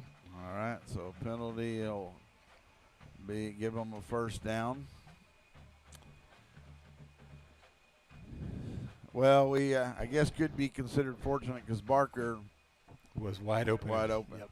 I get it down to the 24-yard line now, or it's 1st and 10. Gonna hand it off up the middle, and not much room there. I think that was Grissom. It was Grissom with the carry, a couple yards, maybe 2 to the 22. Noah Billick with a fantastic tackle. Good wrap up, both legs. Wouldn't let him go anywhere. And give him the 21, so it'll be 2nd down and about 8 from the 21. Clock runs under 10 minutes left in the ball game. 2 receivers to the right, 1 to the left. Grissom in the backfield with the quarterback, Allen. Allen gets the snap. He's going to keep it himself. There was a hold on the outside, and there's the flag. The flag did come in. Hey, good. And he got down inside the 5. Is that Allen? Or is that? I thought it is still 1, yeah. Yep. But it was a hold, and it was a pretty clear hold, and they did call it right there at the spot at the 19-yard line. So that will come back. Allen has something on, might be a jersey problem. Well, his teammate was pointing to the sideline, so it could be equipment. Rose coming back in. Marked off 10 yards. So that would have put it 1st and goal at about the 4. So a big penalty there against the Bumblebees. Takes it back to the 29. Big penalty, and you lose your quarterback who's moving you down the field and scored 3 possessions in a row. What's going to happen here? When you bring back Rose back in at quarterback. It is now 2nd down and about 15. The ball back at the 29-yard line. Rowe and shotgun. Gets the snap. Pressure comes, throws it out. Catch is made. Defender slipped down, and so Rowe makes a throw and caught by Barker again, and he's going to get a 1st down at about the 11-yard line. So that was an 18-yard gain. So Rowe was able to do his job, come in there. He stays in. Yep, cornerback slips just enough to leave him open. So 1st and 10 from the 11 or 12. Going to hand it off to Grissom up the middle, and he kind of rumbles forward to the 5-yard line. Gained about 7. Bulldogs trying to get some personnel in, but they're hurrying to the line. Bulldogs. They better get some personnel out, and they don't. And flags. They're going to hand it off to Grissom, and he's not going to get in the end zone, but we're going to have too many men on the field, so kind of a mess there. The Bumblebees hurried to the line. The Bulldogs trying to exchange personnel, couldn't get it done. So they stopped him at the 1. Let's see what the call is here.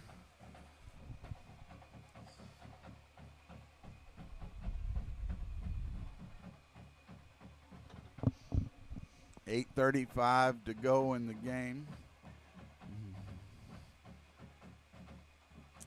So offsides against the Bulldogs. Okay. Had to have too many men on the field. I'm thinking this will end up being like 1st and goal at the 1. They do look like they have a good shot of getting past that 21 that they've been stuck at. 8:35 to go in the game. Bulldogs lead 49-21. Still stoppage of play here. They're still discussing the penalty, I guess. They're not discussing it, but they hadn't got it set. So. All right, so I think it was maybe both offsides and too many men. It's going to end up 1st and goal from the 1. It is Rowe at quarterback, and then didn't they move? Yes. So I would hope so.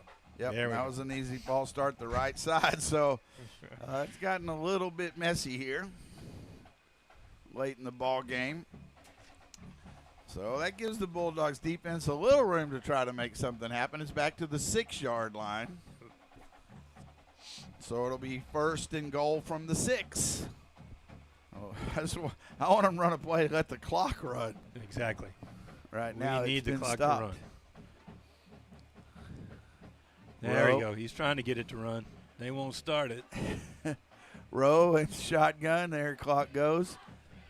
He's going to throw the fade back of the end zone and can't connect with his receiver. He was open for a moment. It is 2nd down and goal from the 6. That's really not a bad throw by Rowe. Your receiver's got to go get that, make a good effort to go get that. He just kind of put that one arm out there. Stabbed one hand at it. 2nd down and goal. That did stop the clock. 8:20 to go from the 6-yard line. Rowe, Grissom to his right. Snap, going to hand it off to Grissom up the middle, and he will take it into the end zone. A 6-yard touchdown run by Grissom. And the lights go around the stadium, off and on. And between last week and this week, I'm kind of tired of seeing the lights go off and on. I have to admit, it is starting to wear on me. That was a run by Grissom. I believe his 2nd touchdown of the night. Extra point attempt. The snap is back. Hold is good. Kick on the way. We had somebody through there, Kasner, but he couldn't get there. Extra point is good. So, with 8:15 to go, we'll go ahead and take a break. We are at the top of the hour. Bulldogs lead 49-28. And you're listening to Burn It Bulldog Football on KMPN. Burn it. Getting to heaven isn't just about putting enough good on one side of the scale to balance the bad on the other. It's about fulfilling a death penalty, the one we deserve for our rebellion against God. None of the great moralities or great religions can pay the death penalty for our sin. Only Jesus Christ's death on the cross can do that. You have to look to Him as the only one who can save you. To learn more, call 888-NEED-HIM. That's 888-NEED-HIM. Mark Edmondson, Roy Kaiser back with you live. Well, what we need right now, get the ball and run some clock off and get out of here with this victory, which we're still well in control of, but 8:16 on the clock. Yeah.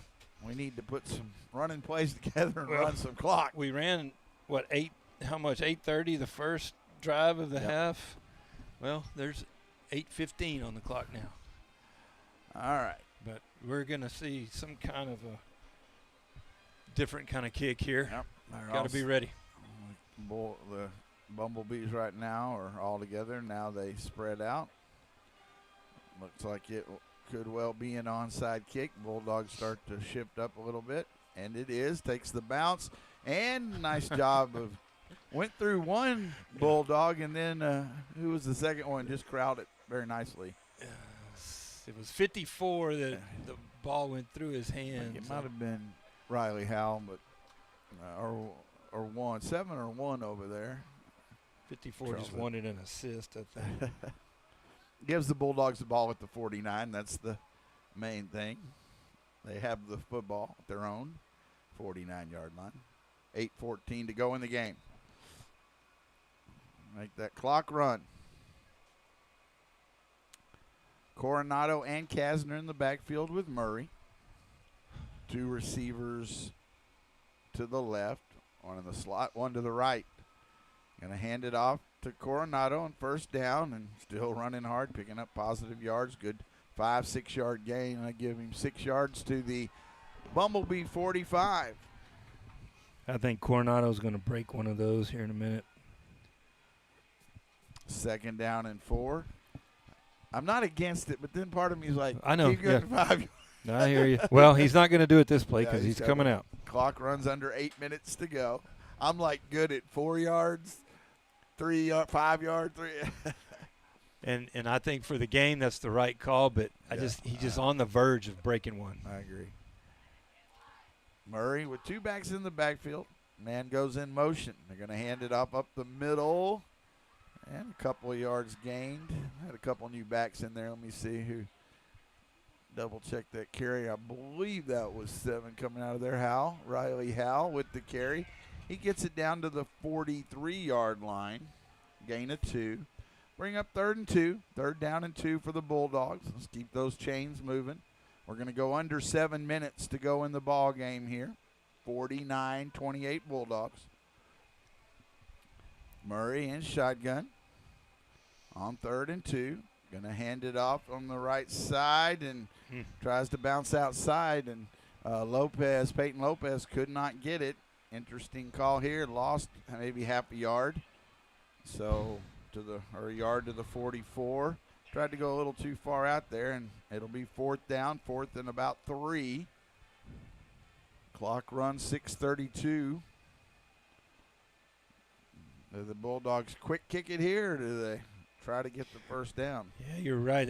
I think that's not a bad idea, and pin them down, especially if they don't expect it. Murray does have 2 backs in the backfield with him on 4th down, and then a timeout by the Bulldogs with 6:11 to go. So we do have a quick timeout. Bulldogs lead 49-28. Again, we're on the road. Early start, 6:30 pregame, 7 o'clock kickoff from Fredericksburg next week. Then we'll have a couple of home games. One of those might be homecoming, I would imagine. One of them should be. Some updates on scores. Final scores, Llano 20, Marble 13. Lampasas 63, Chaparral 20. Glen Rose 44, Brownwood 16. And Stephenville 45, Godley 0. All finals. And we still have 6 minutes to go in Academy, Texas. Yes, we do. It is a score I like, but let's go ahead and let's get a win. Now it's more in that. Now Pimentel's in. More of the. This may be the kick. Yes. Pimentel, he's up short, though.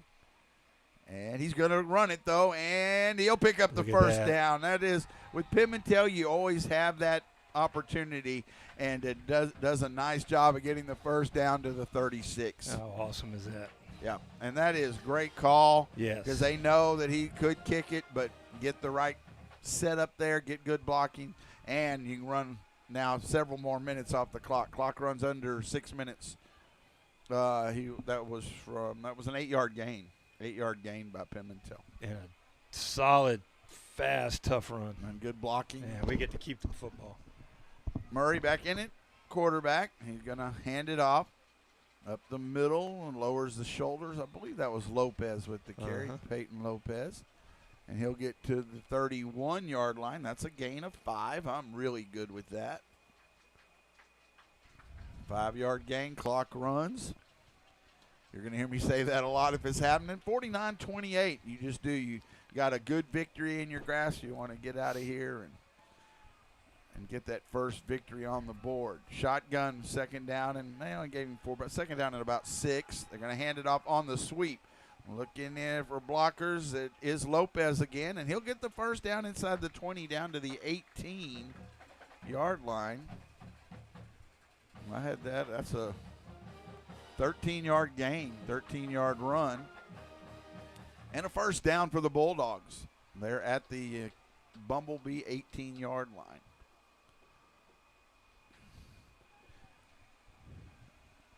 Murray and Bulldogs taking their time now, looking to the sideline. We'll go under 4:45 left in the game before this play is snapped. Do need to get it off.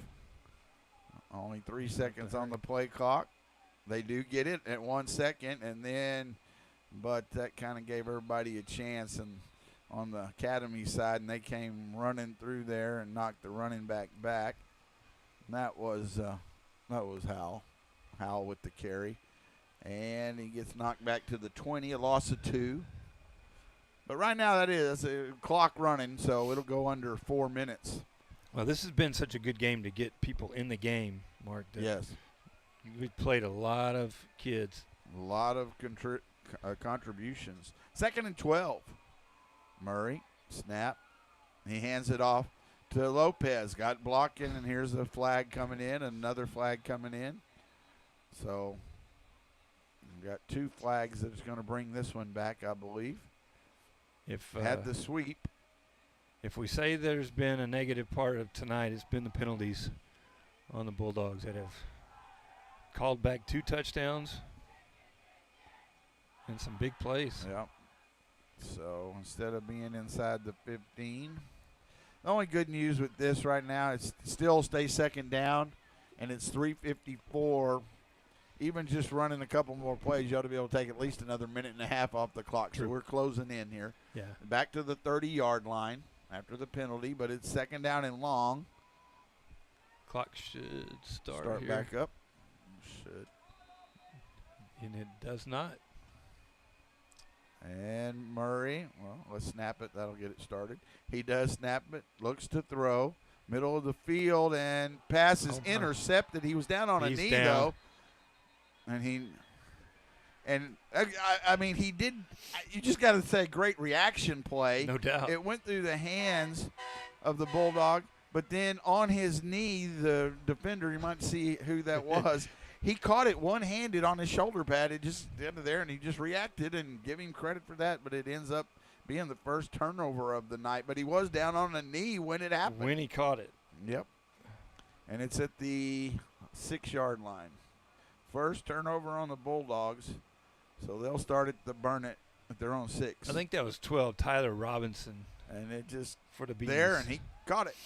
And it was an interception. Let's see who's back at quarterback. They move, no call. He's going to throw deep, middle of the field. They have a man, and he makes the catch.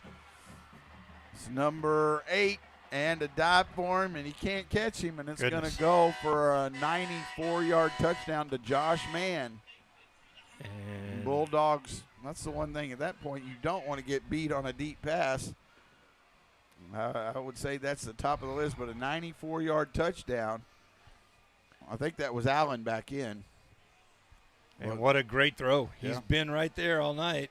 And number 8, Josh Mann, has been calling for the ball all night. Well, he got it there. He was able to get by our guys.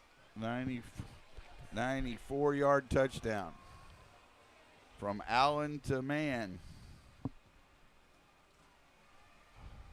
Snap is high, but kick is on the way, and we're going to go ahead and take a break. We all need to regroup here. That does make it 49-34. That's just 2 scores with 3:33 to go in the game. That makes it a little too uncomfortable for me, but we'll see if we can close it out here. 3:33 left in the game, 49-35. Bulldogs lead the Bumblebees on BTXSportsOnline.com, KMPN 95.9 FM. Divorce can be devastating. Greg remembers the pain and being separated from his kids. It just really put me on a downward spiral. I was very depressed. I wanted to commit suicide several times, but I thank God that he didn't allow me to do that. God did allow Greg to make some other mistakes. Eventually, though, he surrendered his heart and his life to Jesus Christ. Look, it doesn't matter what you've done, where you've been, where your life has taken you. God loves you. And now is the time. Don't wait. Don't put it off. Accept him now. You've made mistakes, but remember what Billy Graham once said. They're never too big for God to forgive. You can't do anything too wicked or too bad that goes beyond the grace of God. And he loves you tonight. I don't care who you are. He loves you. He's willing to forgive you and change you and make you a new person if you'll let him. Learn about God's love at findpeacewithgod.net. Onside kick, and it's going to go out of bounds. And there's a Pimentel smart play there. I'm sorry, I didn't have you turned up there. Yeah, Marcus Pimentel, just incredibly instinctive play to let that ball go. That's a hard thing to do. Well, it was going so right because you have to have the football, but it's going so hard. He knew it was going to go out of bounds. What a got out of the way, and then it's so burn it on the onside kick attempt. We'll get the ball at midfield, and now just got to take care of the football. But I don't timeout wise. But yeah, that again, long touchdown. They've scored a bunch, and then if they get the ball, it's going to end up on. You just got to protect the ball here and run the ball, get a first down. Well, and it was unfortunate. We threw that ball on second down into double coverage. There were 2 defenders, and that's going to be a hard squeeze no matter what down it is, and it just got intercepted. Murray in shotgun on first and 10. Man goes in motion. Going to hand it off up the middle and protect that football. Coronado, good strong run to the 41-yard line. Yeah. And let's just close out this game. I think that's a good idea. Put Coronado back in there and let him finish this out. And, use all that play clock. They made a little 2 scores with 3 minutes to go is definitely not something that hasn't been seen before. So, wait, did we get a penalty on that? Was that a hold again? Wow. Well, oh, my goodness. Well, from our standpoint, just how many times again their timeouts they have 3 times? Yes, they still have 3 timeouts. It was a hold, so instead of I move it back, I guess down the field some because they moved it to the 46-yard line on the Burnett side of the field. Makes it first down and about 16, 1st and 16. Trip receivers to the right. Murray, snap, hands it off to Coronado, makes a little shift move, and he's just been able to gash them up the middle time after time. They know it's coming. Yep, they but do. He still gets past midfield to the 42-yard line. Well, and again, credit the offensive line for creating those holes. That's 12-yard gain. There's one of the Bumblebees is down, so stoppage of clock here. That puts Coronado at 118 yards, Mark. Oh, what a big run. Right. You just had the hold to go right back and get 14 yards on it. Exactly. How many yards, I'm sorry? 118. Wow. Unofficially. Outstanding. English teacher math. No. Well, they were expecting that right there, and just good blocking, but good running there. He finds that spot inside. And well, yeah, I mean, you've got to run the football here. They know it, and so to be able to execute it is another thing. And Bulldogs did it right there. All right, so second down and about 4 from the 40. It's now back on the Academy side of the field, the 43-yard line, 42-yard line. Well, that right side of the line, number 60, Jonathan Ryder and Ike Conan, Second down and 4. This time handed off to Kasner. He's hit, pushes forward, maybe a yard. Maybe a yard and a half. I give him the 41, a yard gain. Let's see, did they stop the clock? Nope, they do not yet. Yeah, I think they're going to wait on this down here. It's third down and about 2 at the 40. If they can get a stop here, they'll stop the clock. Yeah. Use all of it right here. 20 more seconds. We got 20 seconds. Wow, we do not need to be in a hurry. 2:15 to go in the game. 49-35 Bulldogs. Murray gets the snap, though, and Kasner's hitting the backfield and pulled down for a loss. And then they'll use their timeout. They brought extra there. And they stopped the clock at 2:05. Ball back to the 40. They gave him the line of scrimmage. So no gain. But they were through there in a hurry. It is a timeout. Keeping it here. Bulldogs led comfortably all night, but again, 2:05. Assume we're going to punt the ball. We've got to protect now against the deep pass because that's obviously, and they showed they can do it. And 2 scores, we've seen some incredible things. So Bulldogs they've got to hunker down and stay with it. Well, we give up that play there because of a stunt from the linebacker. We double team the end, and we don't pick up the blitz, and that's the guy who makes the tackle in the backfield. I'm curious if we go to the Pimentel play again. He is the punter. We can, 2 yards. I like my chances. I mean, they're going to be looking for it, but he's in there. Yeah, and I like my chances instead of punting it away. And if not, you give them a little shorter field maybe, but they're expecting something. Well, they don't have anybody. This is where you might kick it. He has that option, and they are coming, but he is going to run, and he picks the right side. Go forward. There you go. First down, Pimentel. Ooh. Ball comes out. He had blown the whistle. Oh, yeah. I thought he was well stopped, but he gets to at that point, he needs to go down, but fortunately, it did blow the whistle at the 31, and Pimentel does pick it up. Good blocking on the left side. Good blocking and no penalties. Yes. And it picked up 10 yards and a first down. Marcus has 28 yards on the ground, but some huge 2- and 3-yard runs to get and first 4 downs. touchdowns. Yeah. All right, Bulldogs. 1, 2, 3, 4, 5, 6. Clock is running, so they're not in a victory formation, but just protect the football. They hand it off to Lopez. Lopez up the middle. Gets to the 23-yard line. The Bulldogs are going to win, and it was never super in down, but, I made it a little uncomfortable there at the end with some big plays that the Bulldogs are going to have some things to talk about there. And after that second quarter on some of the plays they gave up. But second down and 3 was a gain of 7, 1:13 to go. Murray hands it off to Lopez on the right side. Lopez hold on to the ball. Yeah, hold on to that football as he's pulled down. Let's see where they give him the 21-yard line. Well, wasn't a whole lot of gain, but it was or they call a timeout. I think they move first down. Official. Yeah, first down. Okay. Stopped it for the first down. 3. Yeah, and it'll be 1st and 10 from the 21. Now we're at 53 seconds. Clock running out. A couple more plays here. I don't like making it that little nervous, but it was going to end up being a great win for the Bulldogs. Handed off to Howell up the middle, and they're trying to pull it out. Howell goes down at about the 19-yard line, a gain of a couple.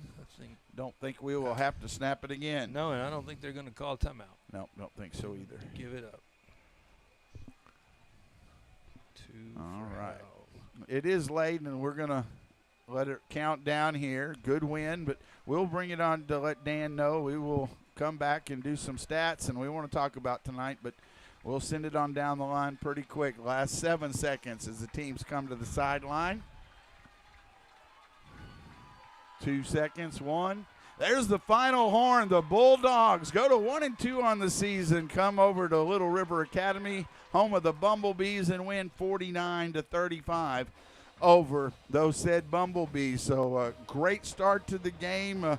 Gave up some points late, and give Academy credit. They hung in there and tried to fight back, but the Bulldogs really dominated all night and win this one 49-35. We'll take this break. We come back. We'll wrap it up here from Little River Academy High School on BTX Sports Online and KMPN 95.9 FM. Divorce can be devastating.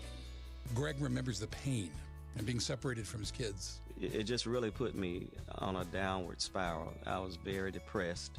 I wanted to commit suicide several times, but I thank God that he didn't allow me to do that.